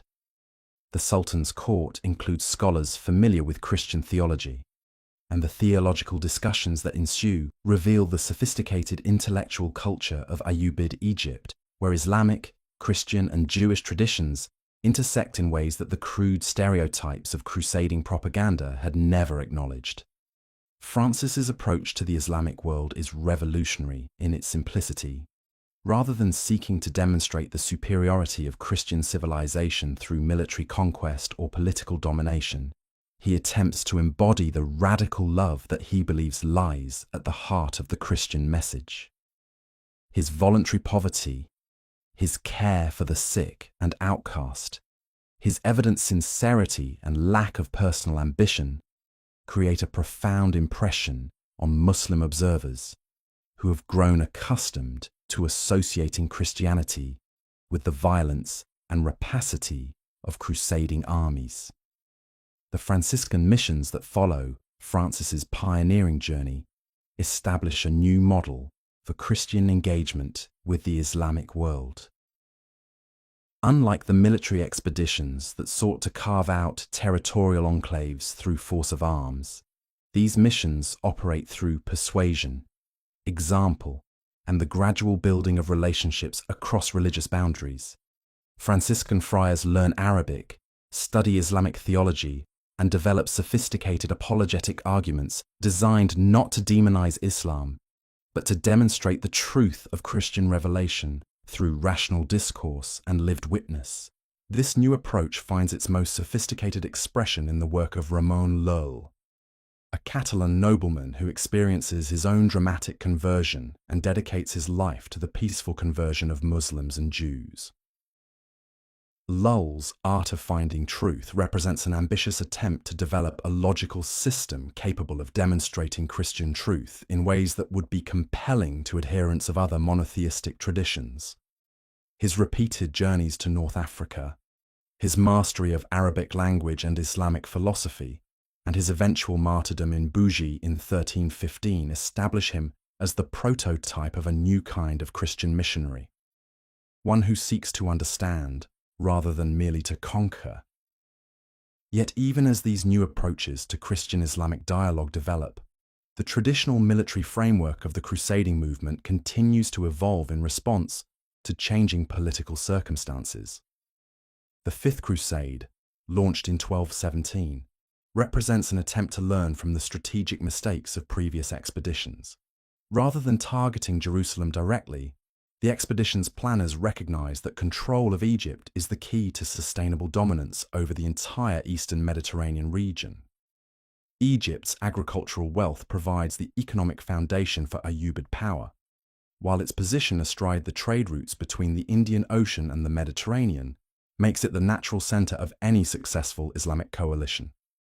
The siege of Damietta becomes a test case for new approaches to crusading warfare. The city's position on the Nile Delta requires the development of naval capabilities that previous expeditions have lacked. Venetian and Genoese fleets provide not only transportation, but also specialized siege equipment designed specifically for amphibious operations. The famous chain tower that guards Damietta's harbor becomes the focus of a complex engineering challenge that results in the construction of floating siege engines and the development of new techniques for conducting warfare in riverine environments. The successful capture of Damietta in November 1219 represents a significant military achievement, but it also reveals the continuing political divisions that plague crusading expeditions. The papal legate Pelagius, armed with extensive authority from Rome, clashes repeatedly with secular leaders over strategy and objectives. King John of Brienne, nominal ruler of Jerusalem, advocates for a cautious approach that would consolidate Christian control over the Nile Delta before attempting further advances. Pelagius, convinced that divine providence has destined the expedition for complete victory, insists on an immediate advance toward Cairo. The advance up the Nile in July 1221 becomes a disaster that rivals the worst defeats in crusading history. Al-Kamil's strategic flooding of the Nile Delta traps the Christian army in a landscape transformed into an impassable marsh. The technological superiority that enabled the capture of Damietta becomes irrelevant in an environment where heavy cavalry cannot operate and supply lines cannot be maintained. The expedition's surrender and withdrawal represent not merely a military defeat, but a fundamental challenge to the theological assumptions that have sustained the crusading movement. The failure of the Fifth Crusade catalyzes a remarkable diplomatic revolution that will reshape the entire context of Christian engagement with the Islamic world. Frederick II, Holy Roman Emperor and King of Sicily, inherits not only the crusading vow of his predecessor, but also a unique perspective on Christian-Islamic relations shaped by his rule over Sicily's multi-religious population. Frederick's court in Palermo includes Muslim scholars, Jewish physicians, and Christian theologians who collaborate in an atmosphere of intellectual exchange that would be impossible in most European centres. Frederick's approach to the Crusade reflects this cosmopolitan background. Rather than viewing the expedition as a religious war between incompatible civilizations, he treats it as a complex diplomatic challenge that can be resolved through negotiation among sophisticated political actors who happen to adhere to different religious traditions. His correspondence with Al-Kamil reveals two rulers who share similar interests in philosophy, mathematics, and political theory, and who view their religious differences as obstacles to be overcome rather than fundamental barriers to cooperation. The negotiations that culminate in the Treaty of Jaffa in February 1229 represent perhaps the most sophisticated diplomatic achievement in the entire history of the Crusades. The agreement grants Christians control over Jerusalem, Bethlehem, and Nazareth, along with a corridor connecting these holy sites to the coast at Acre. Muslims retain control over the Temple Mount, with its sacred dome of the Rock and Al-Aqsa Mosque, while Christians regain access to the Church of the Holy Sepulchre and other sites associated with the life of Jesus. The treaty's innovative approach to religious coexistence establishes principles that prefigure modern concepts of religious freedom and minority rights. Christians and Muslims are guaranteed the right to worship freely in areas controlled by the other faith, while merchants and pilgrims from both communities receive protection and trading privileges throughout the region. The agreement even includes provisions for joint administration of disputed sites and mechanisms for resolving conflicts through arbitration rather than warfare. Frederick's bloodless recovery of Jerusalem through diplomacy rather than conquest represents a fundamental challenge to the military culture that has dominated the crusading movement for over a century. The emperor's coronation as King of Jerusalem in the Church of the Holy Sepulchre, performed by his own hands in the absence of any clergy willing to participate in the ceremony, symbolizes both the achievement and the isolation that his unorthodox methods have created. The reaction to Frederick's diplomatic triumph reveals the deep tensions within Latin Christendom over the proper relationship between religious conviction and political pragmatism.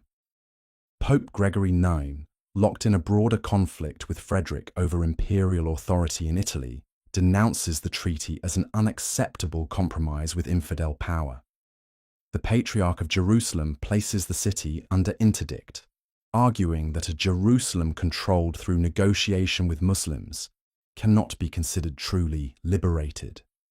Many of the military orders view Frederick's success with suspicion, recognizing that his diplomatic methods threaten their institutional raison d'être. Yet Frederick's achievement also demonstrates possibilities for Christian-Islamic coexistence that inspire new approaches to interfaith dialogue throughout the Mediterranean world.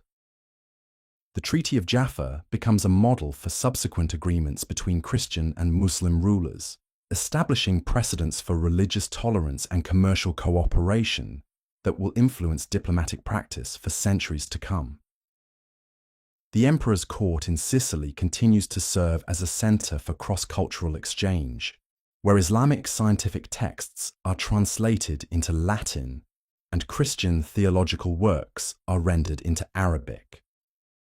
The intellectual ferment generated by this cultural exchange contributes to the remarkable flowering of medieval philosophy and science in the 13th century. The works of Averroes and Avicenna, transmitted through Sicilian and Spanish translation centers, profoundly influence Christian thinkers like Albert the Great and Thomas Aquinas. The Aristotelian revival that transforms European universities begins with Islamic commentaries that preserve and extend Greek philosophical traditions. The mathematical and astronomical knowledge that enables the development of Gothic architecture and improved navigation techniques derives largely from Islamic sources transmitted through these cross-cultural networks.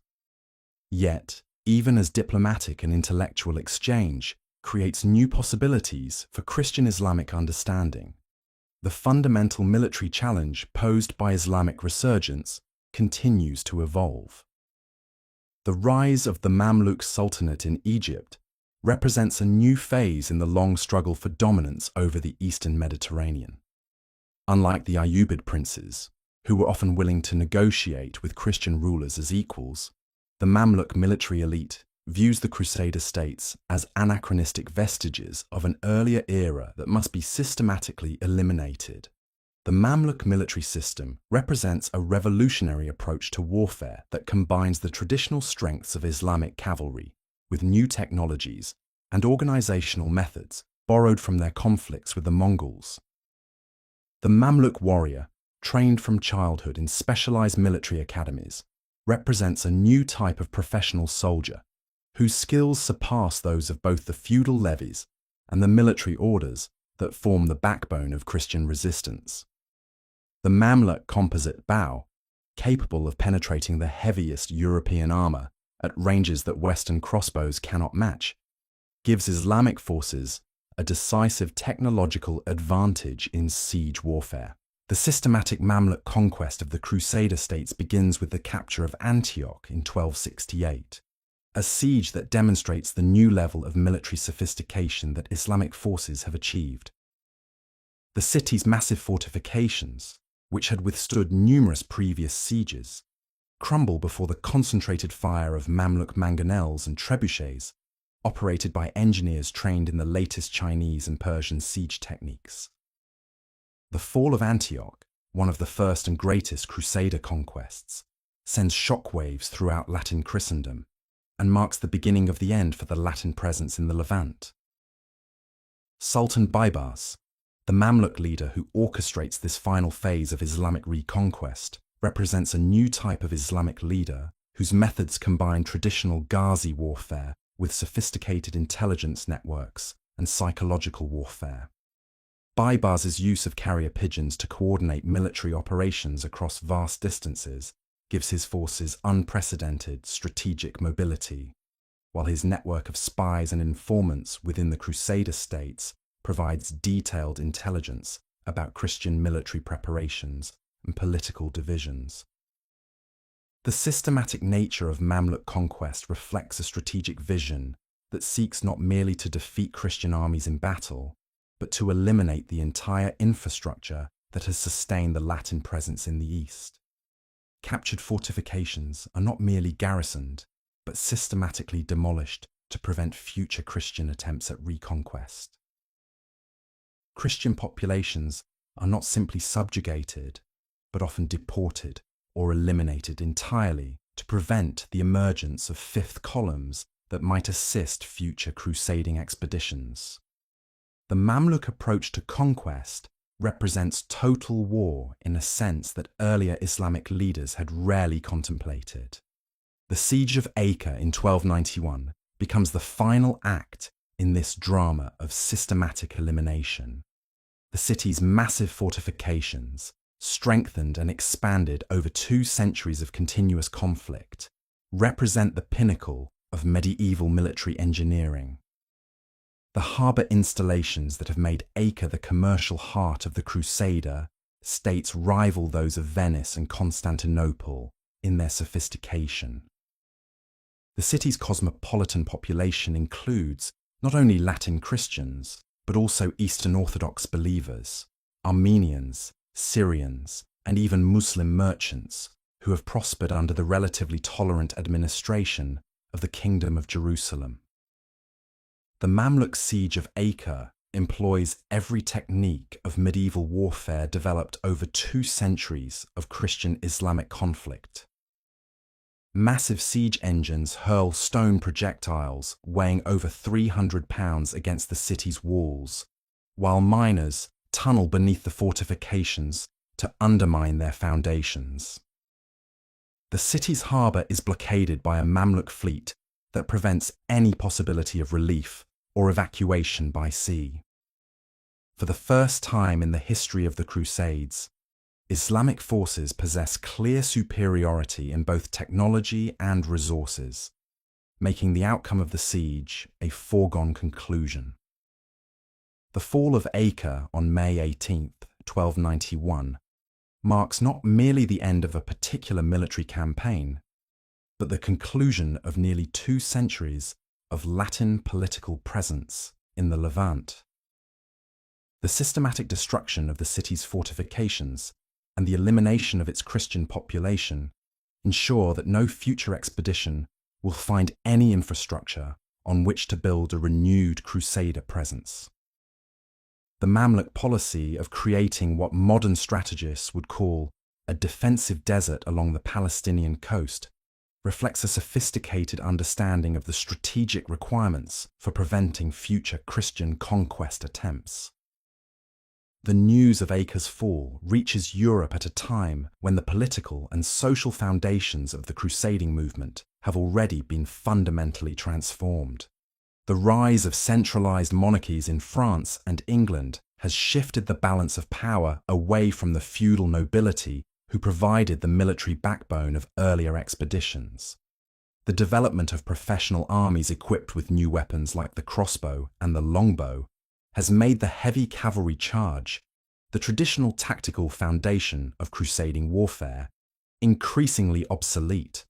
More fundamentally, the intellectual and spiritual climate of late 13th century Europe has evolved in ways that make the simple certainties of earlier crusading propaganda difficult to sustain. The translation of Islamic philosophical and scientific works has created a more sophisticated understanding of Islamic civilization among European intellectuals. The growth of universities and the development of scholastic theology have produced new approaches to Christian-Islamic dialogue that emphasize rational argument over military conquest. The response to Acre's fall reveals these deeper transformations in European consciousness. While traditional calls for new expeditions continue to emanate from the papal court, they generate little of the popular enthusiasm that had characterized earlier crusading preaching. The French monarchy, now the dominant power in Western Europe, shows more interest in consolidating its control over southern France and expanding into the Low Countries than in expensive eastern Mediterranean adventures. The English are absorbed in their ongoing conflicts with Scotland and Wales, while the German princes remain divided among themselves and focused on local concerns. Perhaps most significantly, new forms of Christian spirituality have emerged that offer alternatives to the military ideology that had sustained the crusading movement. The mendicant orders, particularly the Franciscans and Dominicans, emphasize poverty, preaching, and peaceful conversion over armed conquest. The mystical traditions associated with figures like Meister Eckhart and the Rhineland mystics stress inner spiritual transformation rather than external military achievement.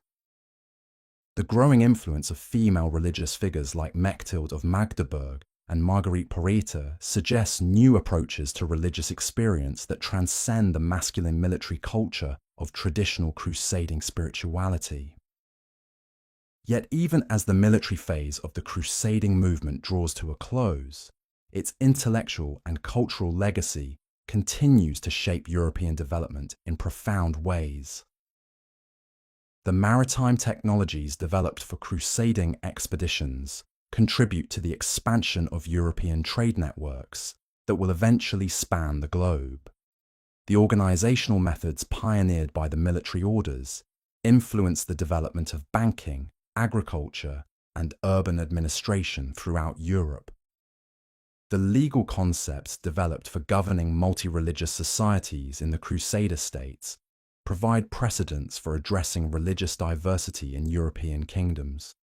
Most importantly, the encounter with Islamic civilization has fundamentally expanded European intellectual horizons in ways that will prove decisive for future cultural development. The Aristotelian philosophy transmitted through Islamic sources becomes the foundation for scholastic theology and the university system. Islamic mathematical and astronomical knowledge enables the navigation techniques that will make possible the age of exploration. Islamic medical knowledge, preserved and extended in centers like Cordoba and Baghdad, revolutionizes European medical practice and contributes to the demographic expansion that characterizes the High Middle Ages. The artistic and architectural legacy of the Crusades proves equally transformative. The pointed arch, the ribbed vault, and other structural innovations developed in Islamic architecture influenced the emergence of the Gothic style that will transform European cathedral building. The decorative techniques and geometric patterns encountered in Islamic art contribute to the development of new aesthetic approaches in European manuscript illumination and metalwork. Even the literary traditions of medieval Europe show profound Islamic influence.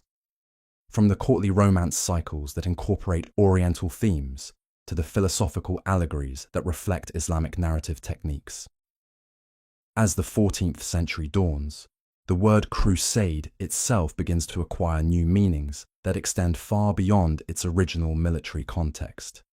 Papal efforts to organize expeditions for the recovery of the Holy Land continue throughout the century, but they increasingly serve as diplomatic and financial instruments rather than serious military enterprises.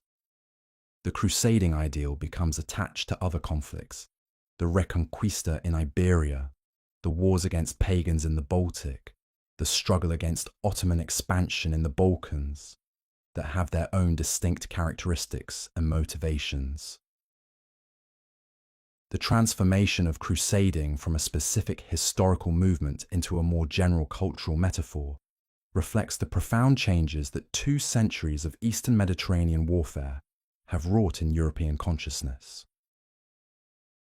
The simple binary opposition between Christian and Muslim, believer and infidel, that had sustained the original crusading ideology has given way to a more complex understanding of religious and cultural difference.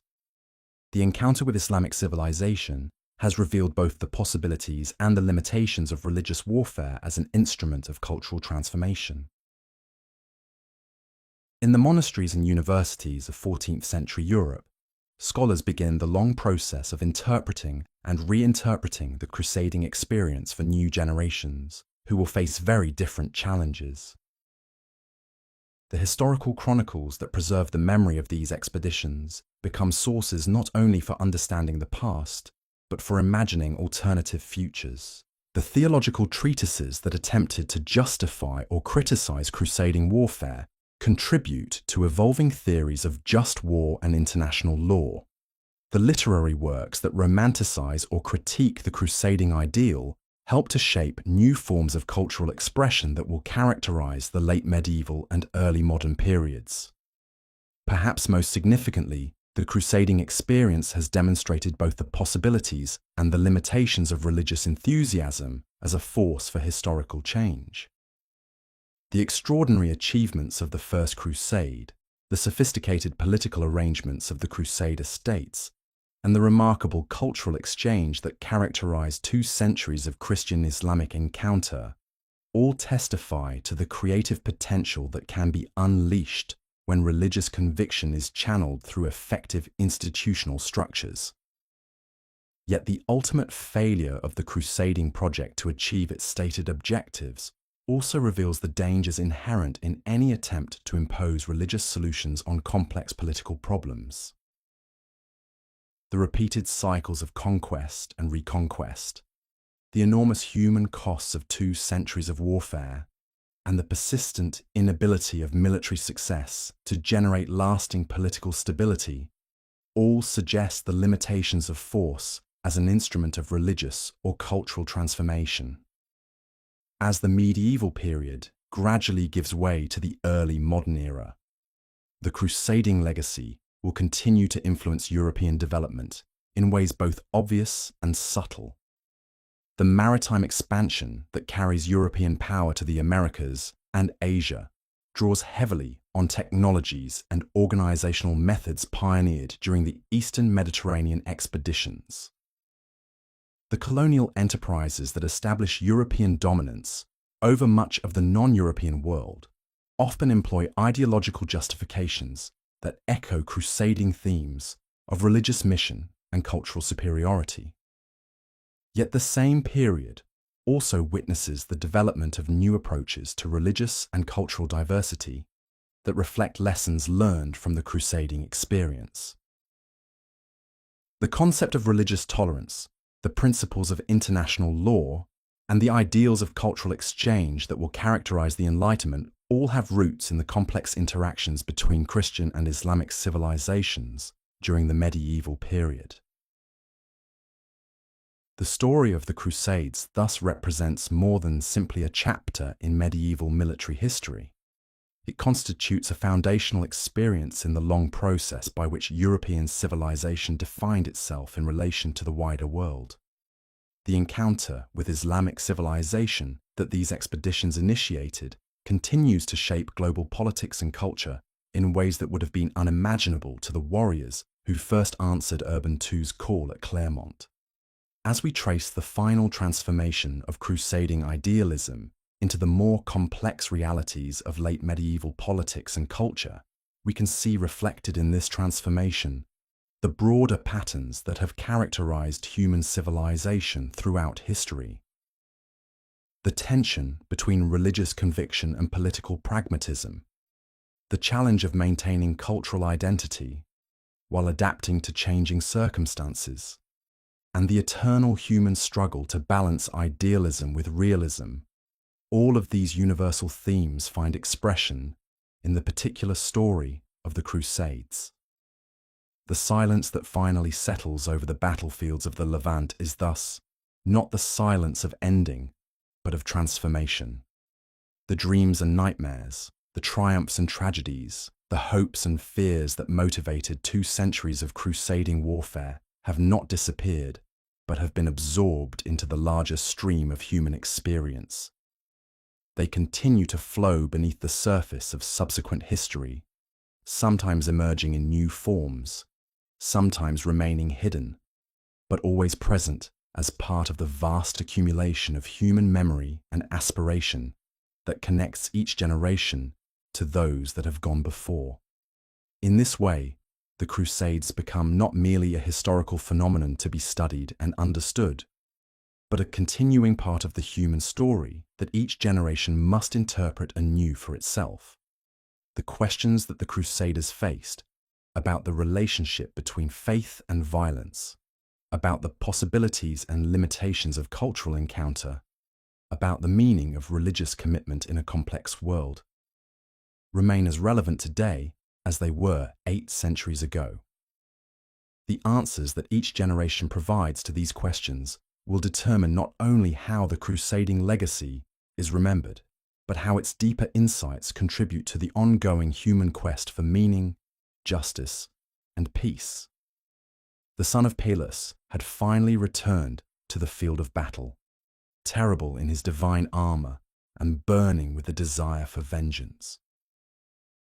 Yet even as his bronze spear drank deeply of Trojan blood, the war itself had begun to evolve beyond the comprehension of mortal heroes. For 9 long years, this conflict had been fought according to ancient rules. Champions met in single combat while armies watched. Gods intervened openly on behalf of their favorites. Honor and glory meant more than strategic advantage.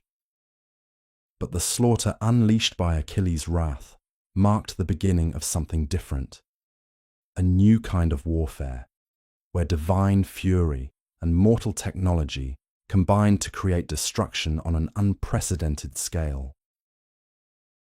The first sign of this transformation came not from the Greek camp, but from the very walls of Troy itself.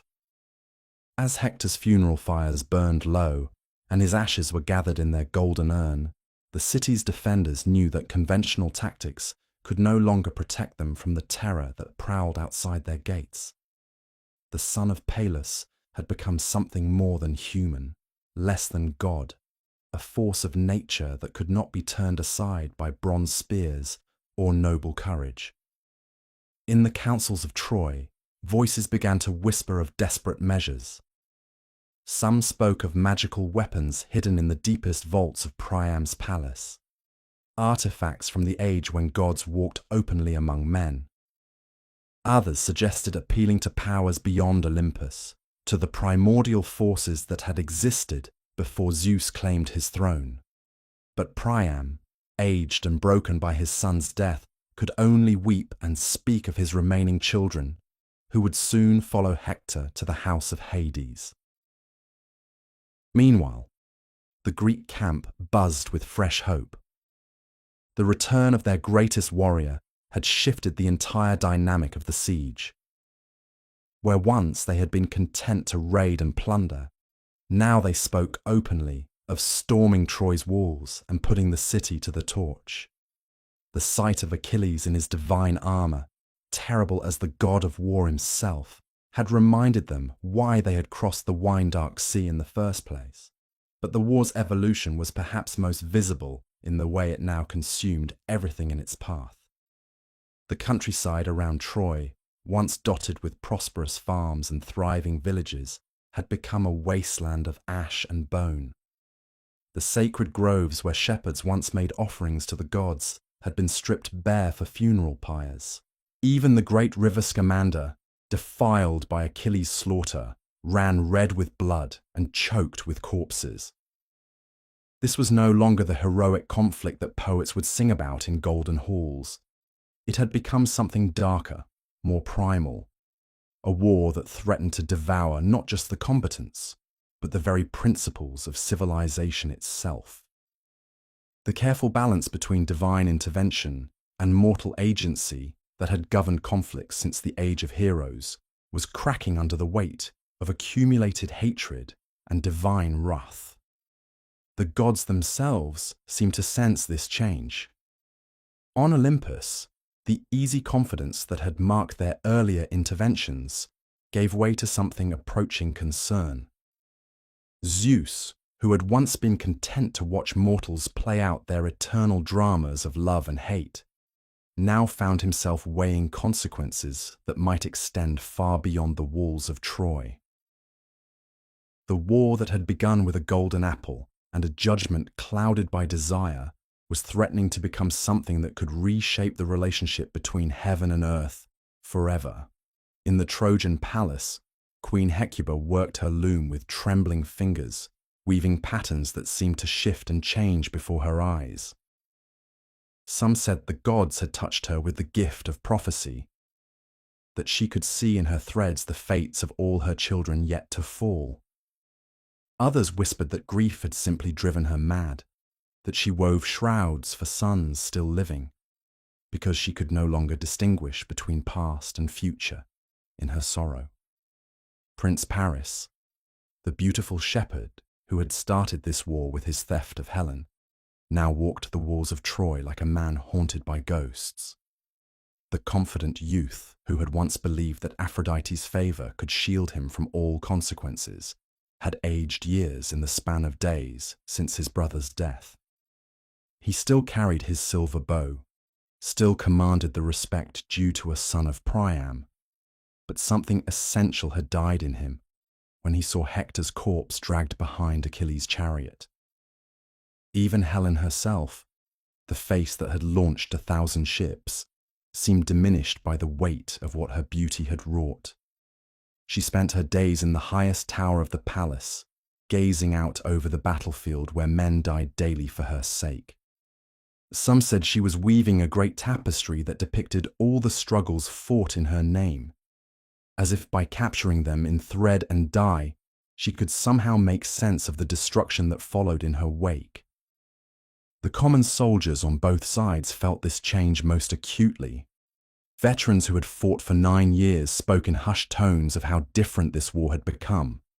Where once there had been rules, unspoken but understood by all, now there seemed to be only the logic of escalation.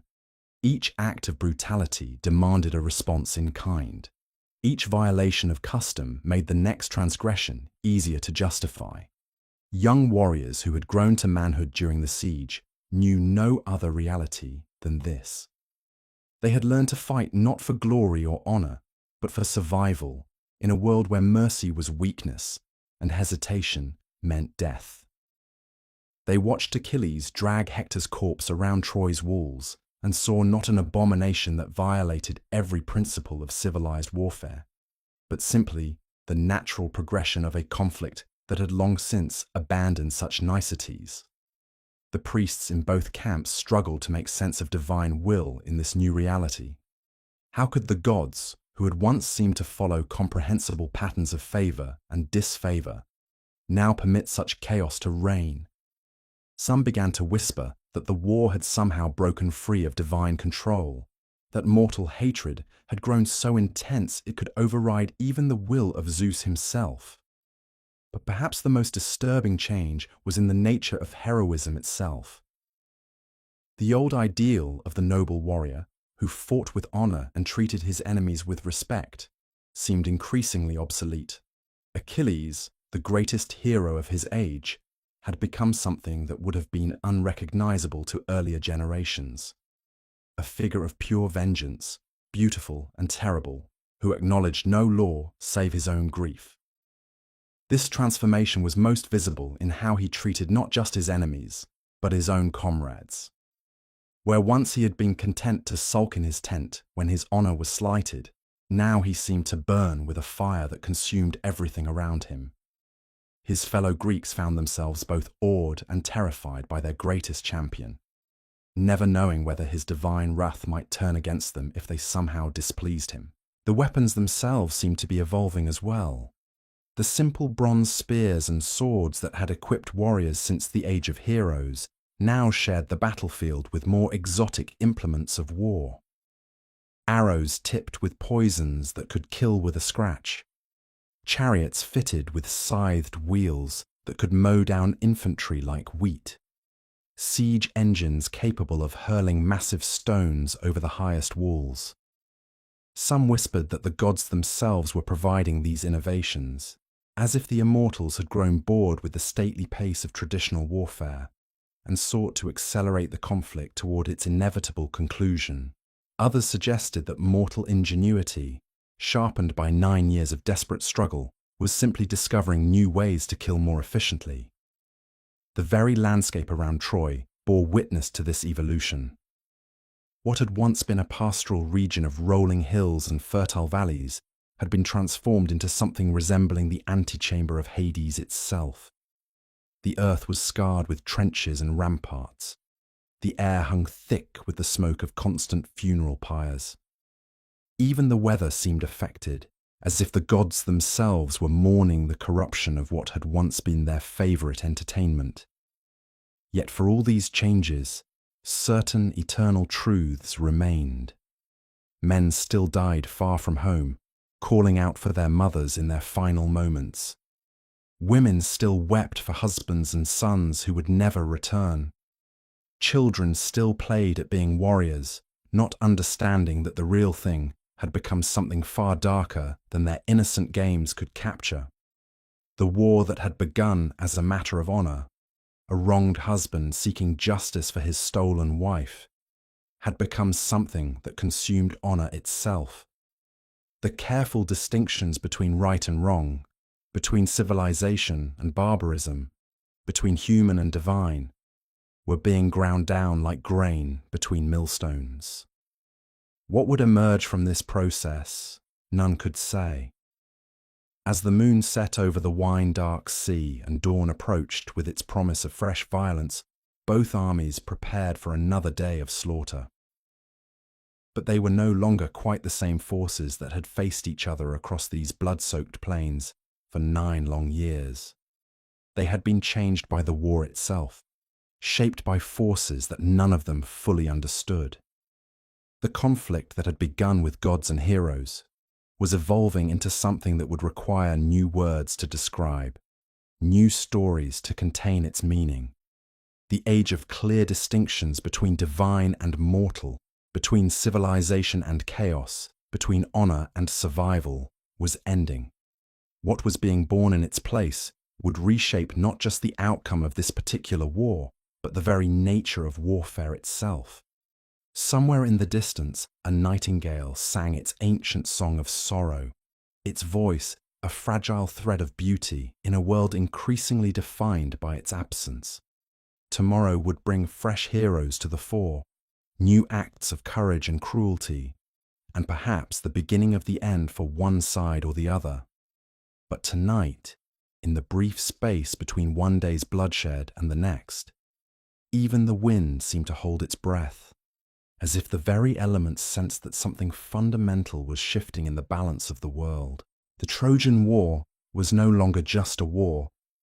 It was becoming something else entirely, a transformation that would echo through the ages, changing not just how men fought, but how they understood the very nature of heroism, honor, and the price of glory. The old songs would soon be inadequate to capture what was emerging from the ashes of the familiar world. And in his tent beside the black ships, Achilles polished his divine armor and dreamed of the death that awaited him, knowing that his choice had set in motion forces that would outlive them all. The year 1187 stands like a shadow across the landscape of medieval history. 3 decades have passed since the Second Crusade collapsed in humiliating failure before the walls of Damascus. The Crusader states that once seemed destined to expand across the entire Levant now cling precariously to a narrow strip of coastal territory. In Jerusalem, the leper king Baldwin IV has died, leaving behind a fractured succession and a kingdom torn by civil war. The unity that once made the Franks formidable has dissolved into bitter factionalism, with the native-born nobility, the Poulains, increasingly at odds with newly arrived Europeans, who understand neither the land nor its people. Into this vacuum steps a figure who will reshape the entire character of the Holy Wars. Salah ad-Din Yusuf ibn Ayyub, known to history as Saladin, has spent the past decade methodically uniting the fractured Muslim world under his banner. Unlike his predecessors, who ruled through fear and divided their enemies through careful diplomacy, Saladin offers something far more dangerous, a vision of unified Islamic resistance blessed by religious authority and backed by military genius. The Sultan's rise began not in the glittering courts of Baghdad or Cairo, but in the harsh Kurdish mountains of northern Mesopotamia. Born into a family of military administrators serving the Zengid dynasty, he learned statecraft in the shadow of his uncle Shirkuh, a general whose campaigns in Egypt would reshape the balance of power across the Middle East. When Shirkuh died suddenly in Cairo in 1169, the young Saladin found himself thrust into leadership of a foreign army in a hostile land, surrounded by enemies who viewed him as an upstart Kurdish adventurer with neither legitimacy nor prospects for survival. But Saladin possessed qualities that his contemporaries fatally underestimated. Where other military commanders relied on brutality to maintain control, he combined genuine piety with calculated mercy, winning over populations that had suffered under harsh Fatimid rule, where previous conquerors had been content to extract tribute and move on. He methodically built administrative systems that could transform military victory into lasting political control. Most crucially, where his rivals saw the Crusader states as obstacles to their regional ambitions, Saladin recognized them as a unifying force that could rally all Islam under a single banner. The conquest of Egypt provided him with resources that dwarfed those of any contemporary ruler. The Nile's annual flood generated agricultural wealth that could fund armies and build fortifications. The trade routes connecting the Indian Ocean to the Mediterranean brought customs revenues that filled treasury vaults. The religious prestige of Cairo, with its great mosque university of Al-Azhar, offered a platform for presenting himself not merely as another warlord, but as the champion of orthodox Sunni Islam against both Shia heretics and Christian invaders. Yet even these advantages might have proved insufficient against the combined strength of the Crusader states and their Byzantine and Armenian allies, had not the Franks themselves provided Saladin with the opportunity he needed. The death of Baldwin IV in 1185 triggered a succession crisis that revealed just how fragile the Latin kingdom had become. The crown passed to his nephew, the child Baldwin V, under the regency of Raymond of Tripoli, a statesman who understood that survival required accommodation with Muslim neighbours. But when the boy king died after barely a year, the throne was seized by Guy of Lusignan, whose wife Sibylla gave him a claim through marriage, but whose character inspired neither respect nor confidence. Guy's elevation split the kingdom between supporters of the established succession and nobles who backed the rival claim of Humphrey of Toron, husband of Isabella, Sibylla's half-sister. This division might have remained a manageable political dispute, but it became a military crisis when Reynald of Chatillon, Lord of Queyrac, launched unauthorized raids against Muslim caravans crossing his territory. Reynald was precisely the kind of crusader that contemporary chroniclers love to describe. Brave to the point of recklessness, proud to the point of arrogance, and utterly indifferent to the political consequences of his actions. His attacks on Muslim merchants and pilgrims provided Saladin with the perfect justification for war. Islamic law demanded that rulers protect believers travelling under safe conduct, and Reynald's violations of truces made him not merely an enemy, but an oath-breaker whose actions dishonoured the very concept of negotiated agreements. When diplomatic protests failed to secure either compensation for losses or guarantees against future attacks, Saladin declared jihad against the Crusader states, calling upon all Muslims to unite in a holy war that would cleanse the land of infidel occupation. The army that assembled under his banners in 1187 represented the largest Muslim force ever gathered against the Crusader states. Contingents arrived from Egypt, Syria, Mesopotamia, and beyond, drawn by the promise of religious merit and material reward. But numbers alone had never been sufficient to defeat the Franks, whose heavy cavalry remained the most formidable military force in the medieval world. Saladin's genius lay in recognizing that victory required not just military superiority, but strategic insight that could turn the Crusaders' strengths into weaknesses. The campaign began with a calculated provocation. While the main Muslim army besieged Tiberias, the capital of Raymond of Tripoli's principality, Saladin detached a strong force to ravage the countryside around the city. The garrison, commanded by Raymond's wife Esquiva, found itself cut off from relief and facing inevitable starvation unless help arrived quickly. The situation created exactly the dilemma that Saladin had intended. The Crusader army must either march to relieve Tiberias, abandoning its defensive positions for a risky advance across hostile territory, or watch one of their major fortresses fall without offering resistance. King Guy summoned his vassals to muster at Sephoria, a strong position with reliable water supplies and good defensive terrain. Here the Christian army could wait for Saladin to attack prepared positions, forcing the Muslims to assault uphill against heavy cavalry supported by infantry and crossbowmen. Raymond of Tripoli, despite his personal stake in Tiberias, argued passionately for remaining at Sephoria. He understood better than most how Muslim armies operated, having spent years as Saladin's prisoner and learning to respect his captor's strategic acumen. "Tiberias is my city, and my wife is inside," he reportedly declared. "But better that it should be lost than that we should all be destroyed." But Guy faced pressures that made defensive strategy politically impossible. The military orders, whose Grand Masters commanded contingents of elite warrior monks, argued that abandoning Tiberias without a fight would appear cowardly and invite further Muslim aggression. Newly arrived crusaders from Europe, unfamiliar with local conditions but eager for glory, dismissed Raymond's warnings as the counsel of fear.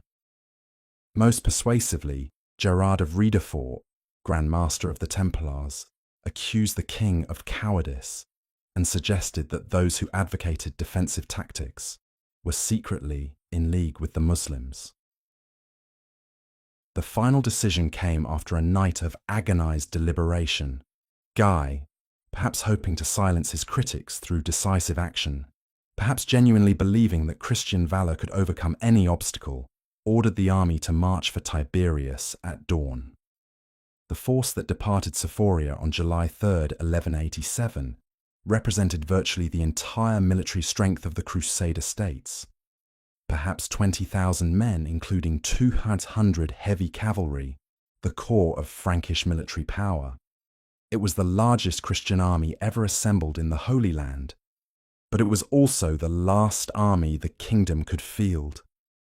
If this force were destroyed, no reserves remained to defend the cities and castles that constituted the Crusader presence in the Levant.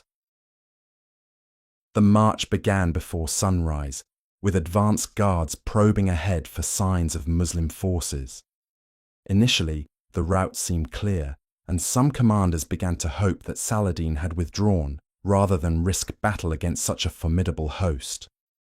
But as the sun climbed higher and the July heat became oppressive, Muslim light cavalry began appearing on the flanks, launching hit-and-run attacks that forced the Crusaders to maintain battle formation throughout their advance.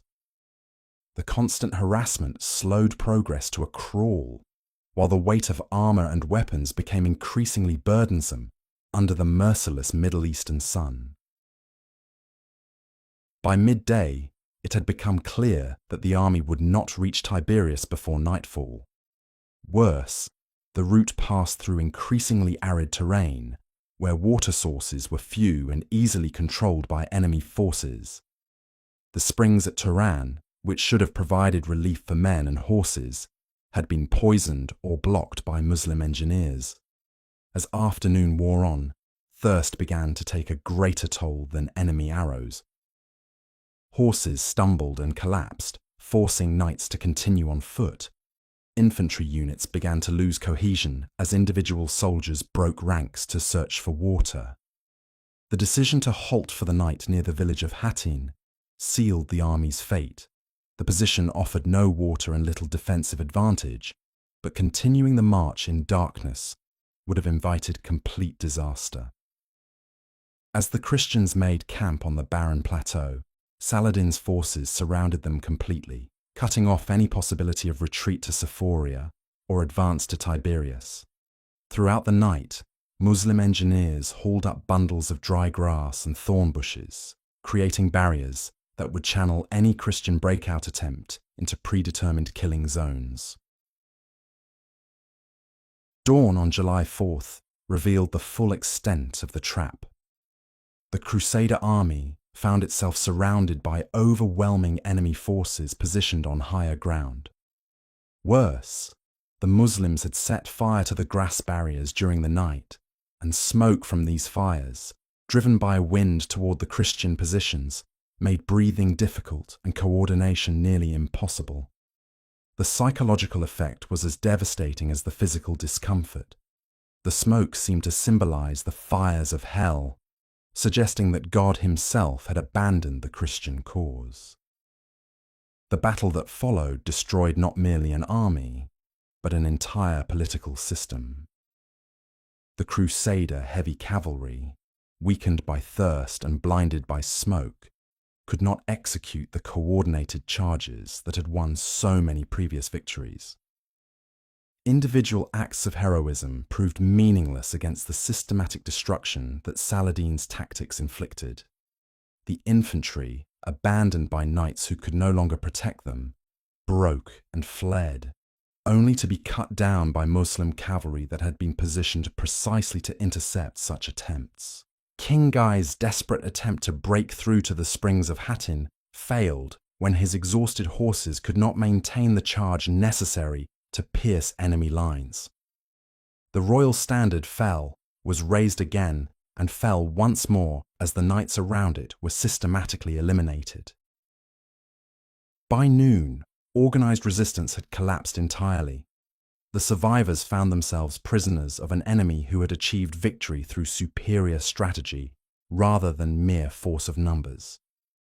The capture of the True Cross, the most sacred relic in the Crusader states, symbolized the completeness of the disaster.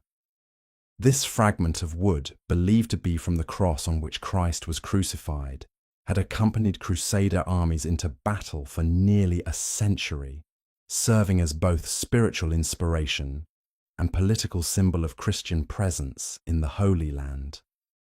Its loss suggested that God had withdrawn his protection from the Frankish settlers, leaving them defenseless against righteous Muslim anger. Saladin's treatment of his prisoners revealed the careful calculation behind his apparent magnanimity. Common soldiers and poor knights were sold into slavery, providing immediate profit and removing potential resistance fighters from circulation. Wealthy nobles were held for ransom, their freedom contingent on payments that would drain Crusader treasuries and prevent the financing of future military efforts. The military orders, whose members had taken vows that prevented them from being ransomed, were executed en masse as dangerous enemies who could never be safely released. King Guy himself presented a special problem. Islamic law prohibited the execution of rulers who had been offered food and drink after capture, and Saladin carefully observed this prohibition by personally offering the king water. But Guy's continued existence as a legitimate Christian ruler could provide a rallying point for future resistance. So Saladin kept him in honorable captivity while methodically destroying the kingdom he claimed to rule. The systematic reduction of Crusader fortifications began immediately after Hattenot's cities and castles that had seemed impregnable when defended by adequate garrisons found themselves untenable when no relief forces existed to break sieges. Acre, the kingdom's principal port, surrendered after a brief siege when its defenders realized that no help would come. Jaffa, Beirut, Sidon, and dozens of smaller strongholds followed suit as Saladin's forces swept through territories that had been Christian for nearly a century. The psychological impact of these surrenders proved as important as their strategic value. Muslim populations that had lived under Crusader rule for generations rose in support of Saladin's forces, providing intelligence about Christian defenses and ensuring that isolated garrisons faced hostile populations as well as besieging armies. Christian populations, particularly the indigenous communities that had predated the Crusades, found themselves caught between conflicting loyalties, but generally chose accommodation with the likely victor over futile resistance.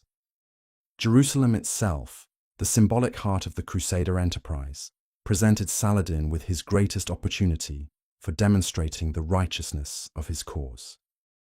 The city that had been taken by the First Crusade through a massacre that shocked even medieval sensibilities would now be reclaimed through the mercy and justice that Islamic law demanded. The siege began in September 1187, with Saladin's forces positioned to prevent any relief from the few remaining Christian strongholds. The defense of Jerusalem was organized by Balian of Ibelin, one of the few great nobles to escape capture at Hattin.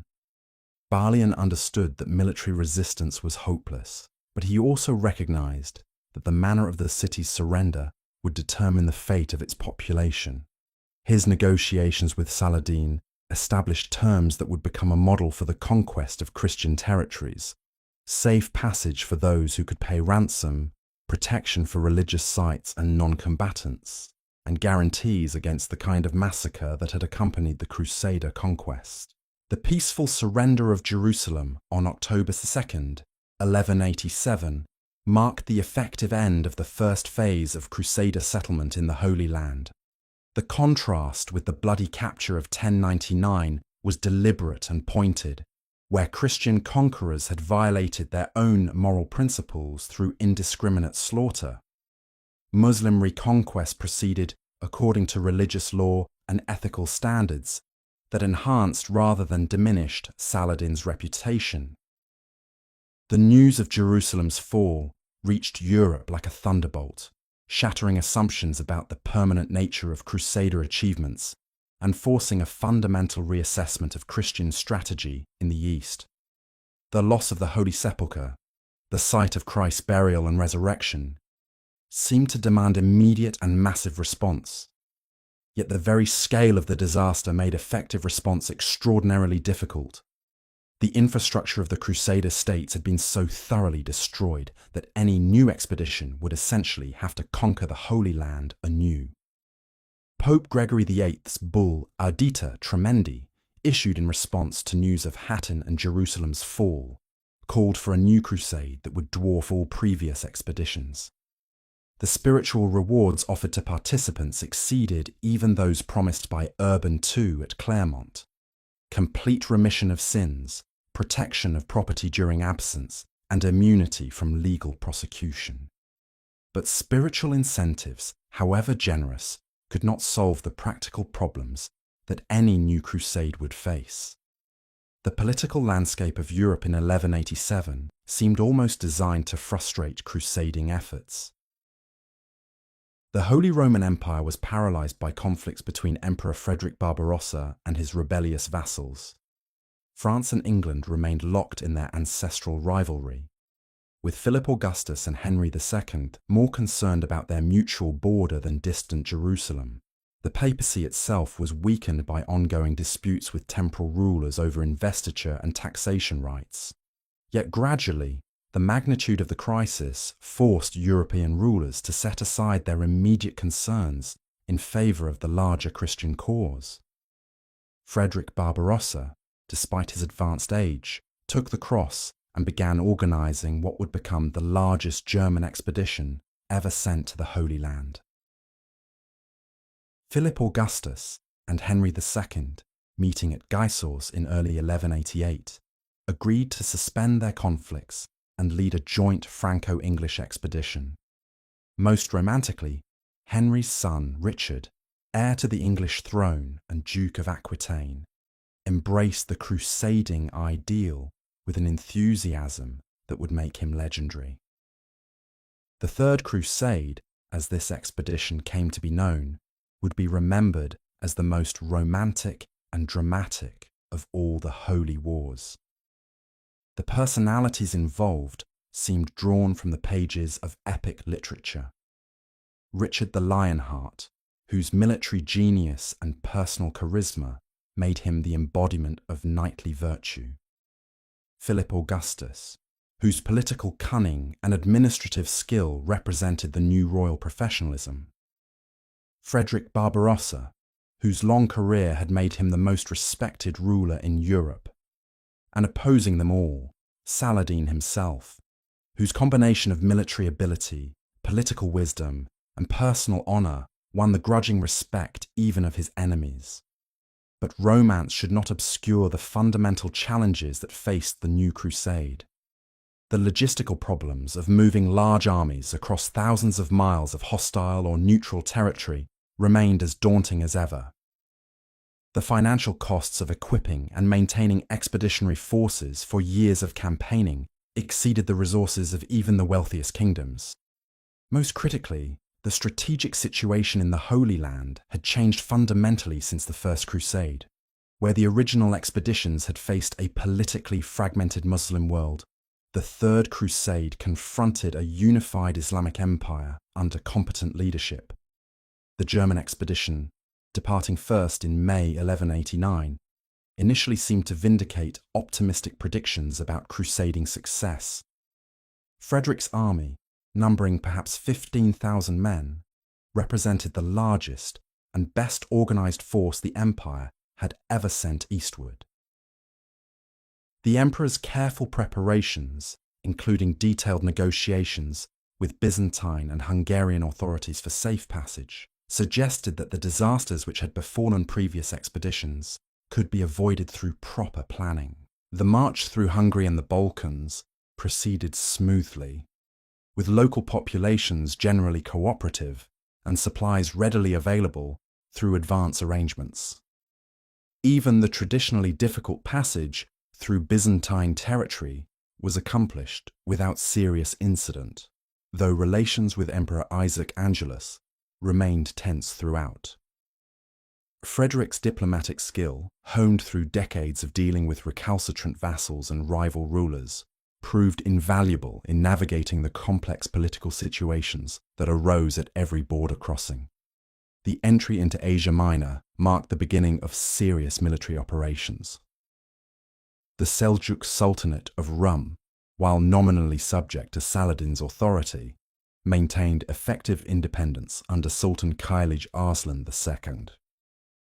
The Sultan's strategy was to avoid pitched battles while harassing the Crusader army through constant skirmishing, hoping to weaken the expedition through attrition rather than risk his forces in decisive engagements. This approach initially proved effective. The German army, strung out along the narrow roads that crossed the Anatolian plateau, found itself under constant attack from Turkish horse archers who could strike quickly and withdraw before the heavy cavalry could respond. Water sources were poisoned or blocked, forcing long detours that exhausted men and animals.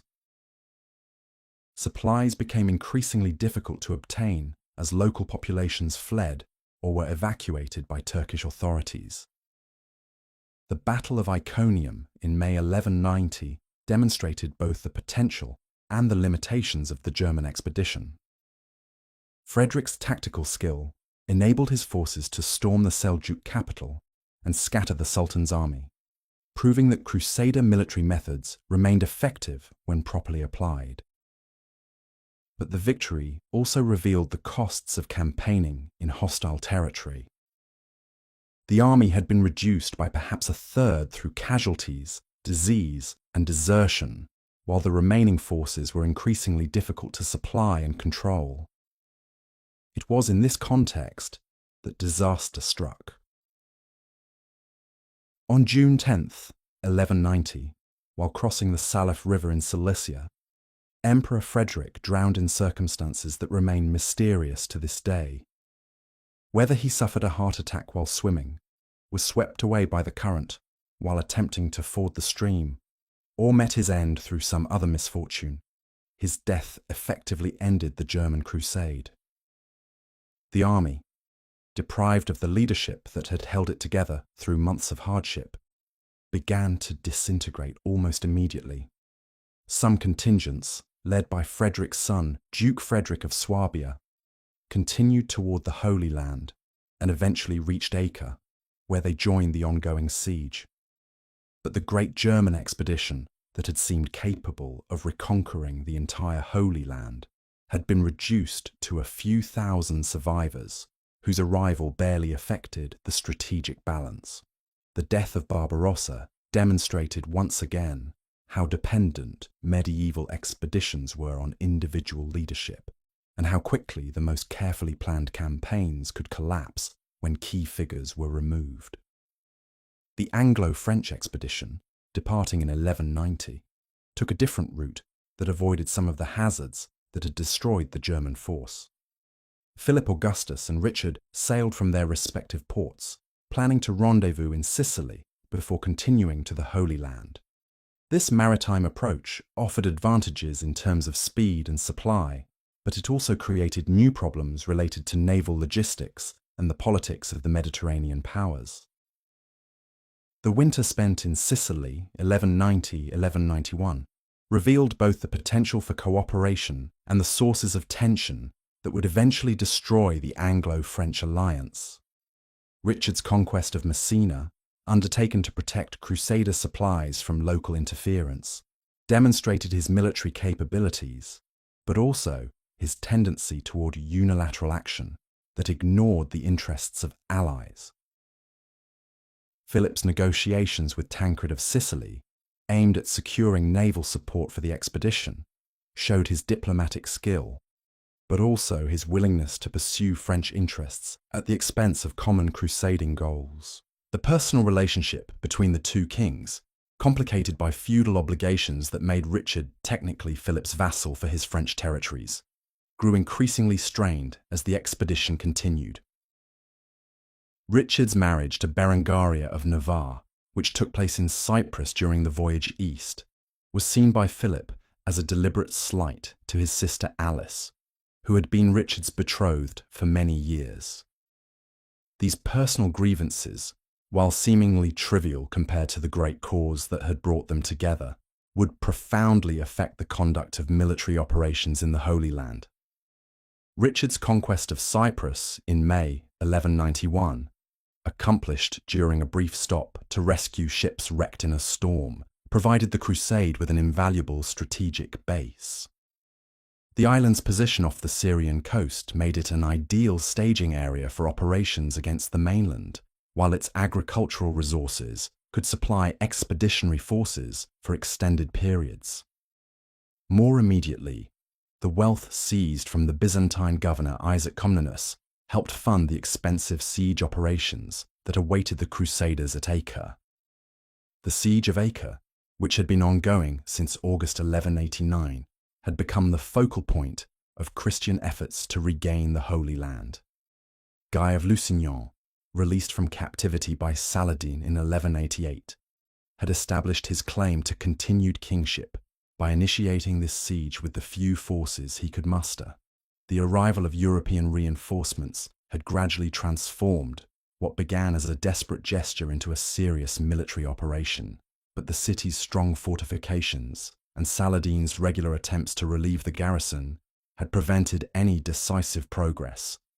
The siege had evolved into a double blockade, with the Crusaders surrounding Acre, while Saladin's forces surrounded the Crusaders.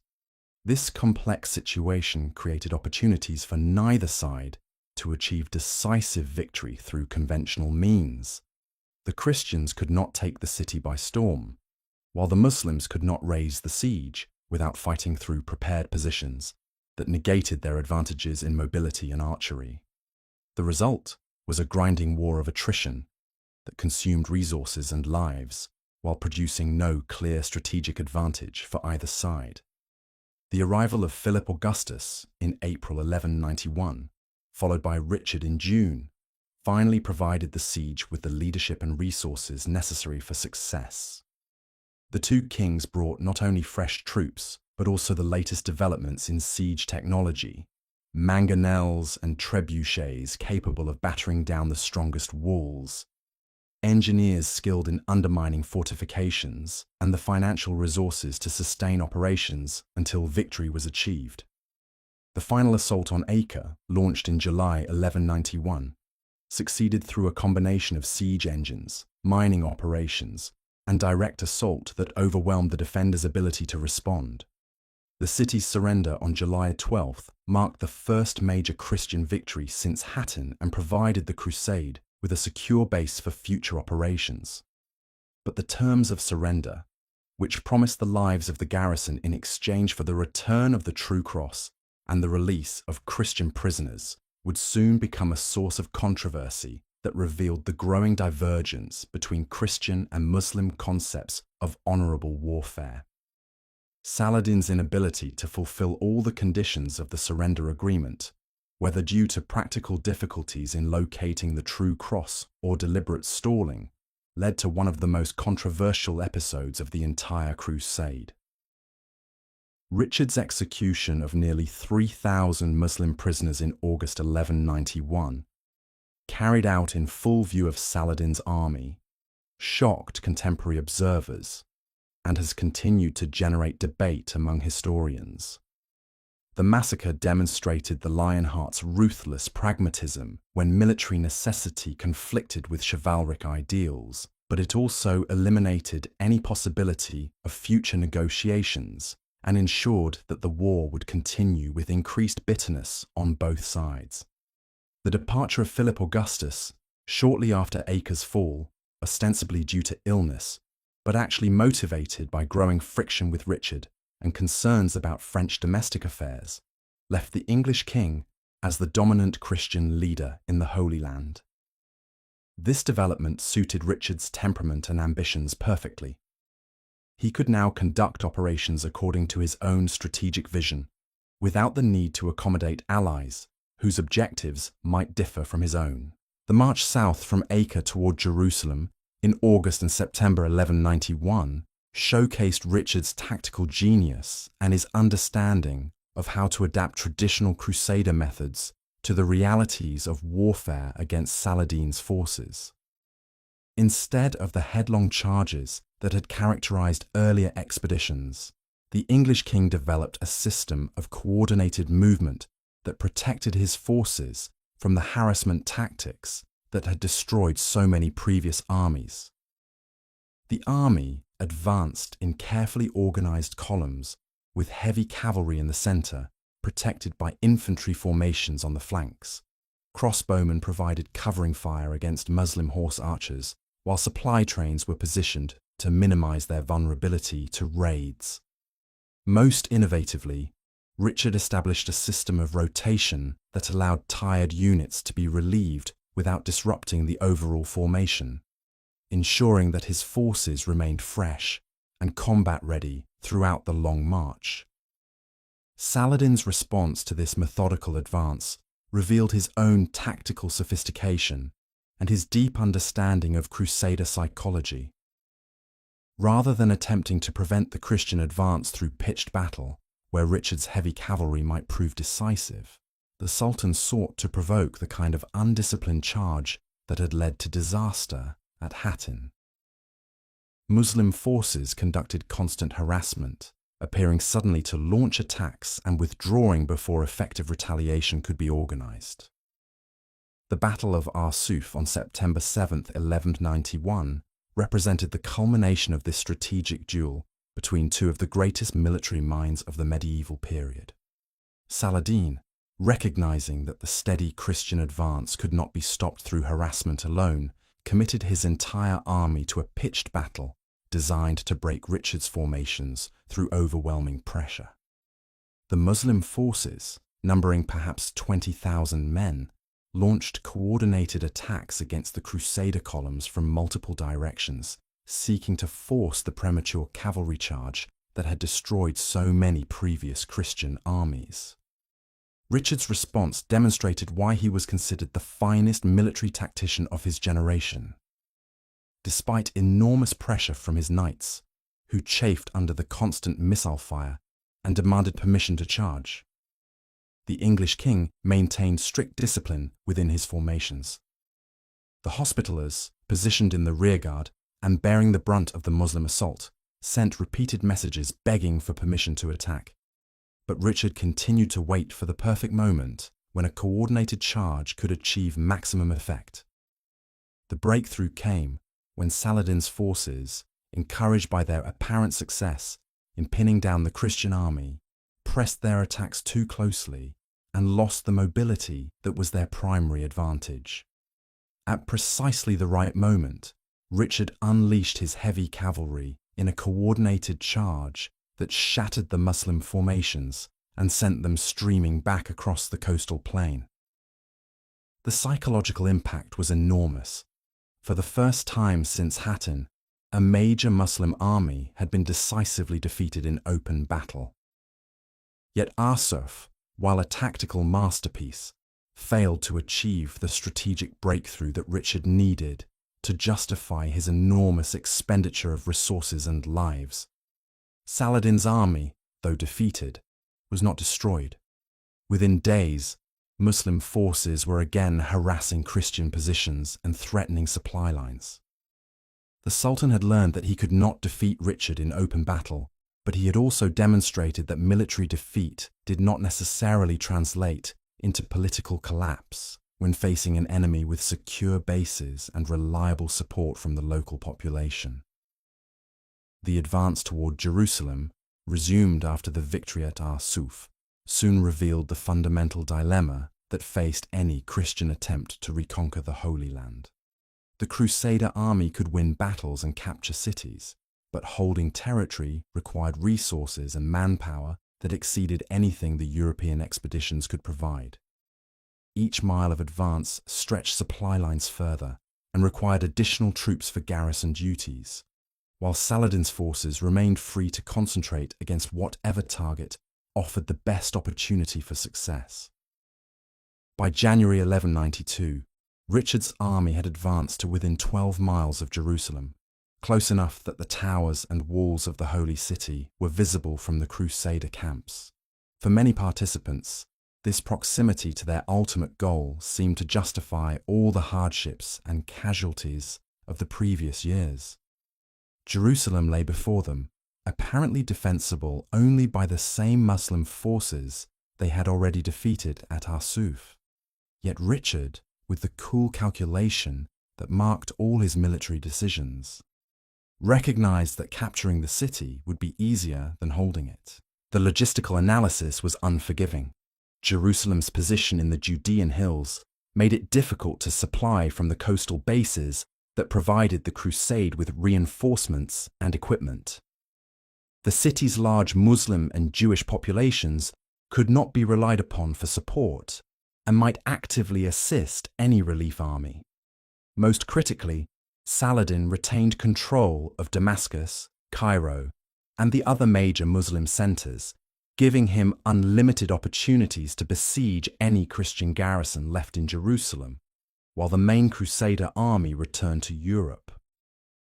The decision to withdraw from the approaches to Jerusalem without attempting an assault represented one of the most controversial moments of Richard's entire career. Contemporary chroniclers, writing for audiences that had invested enormous resources in the Crusade, struggled to explain how the greatest Christian warrior of the age could abandon the holy city when it seemed within his grasp. Later historians have generally vindicated Richard's strategic judgment, but at the time, the withdrawal appeared to many observers as an inexplicable failure of will at the crucial moment. The negotiations that followed this withdrawal revealed both the possibilities and the limitations of medieval diplomacy. Richard and Saladin, despite their military rivalry, had developed a mutual respect based on their shared understanding of warfare and statecraft. Both recognized that the current situation was unsustainable. The Crusaders could not advance further without risking destruction, while the Muslims could not force a decisive battle without accepting potentially catastrophic losses. The personal diplomacy between the two leaders, conducted largely through Richard's negotiations with Saladin's brother al-Adil, explored possibilities that went far beyond simple military truces. Richard's proposal that his sister Joanna marry al-Adil and rule Jerusalem jointly represented an extraordinarily creative attempt to resolve the fundamental religious conflict through dynastic alliance. Though ultimately rejected due to religious objections on both sides, the proposal demonstrated the sophisticated political thinking that both leaders brought to their seemingly intractable conflict. The final phase of the Third Crusade, extending through 1192, consisted of a series of military operations that achieve. As this epic journey through the Crusades ends, centuries of conflict are revealed to have transformed from religious pilgrimages into complex webs of politics, warfare, and cultural exchange that shaped both the Christian and Islamic worlds. The legacies of Richard, the Lionheart, and Saladin remind us that even amid great division, honor and respect can transcend religious boundaries. Although the Crusades failed in their original goal of permanent Christian control over the Holy Land, they forged lasting connections between East and West that influenced art, science, philosophy, and trade for generations. History's greatest lessons often emerge not from absolute victories or defeats, but from humanity's capacity to learn, adapt, and find meaning in turbulent times.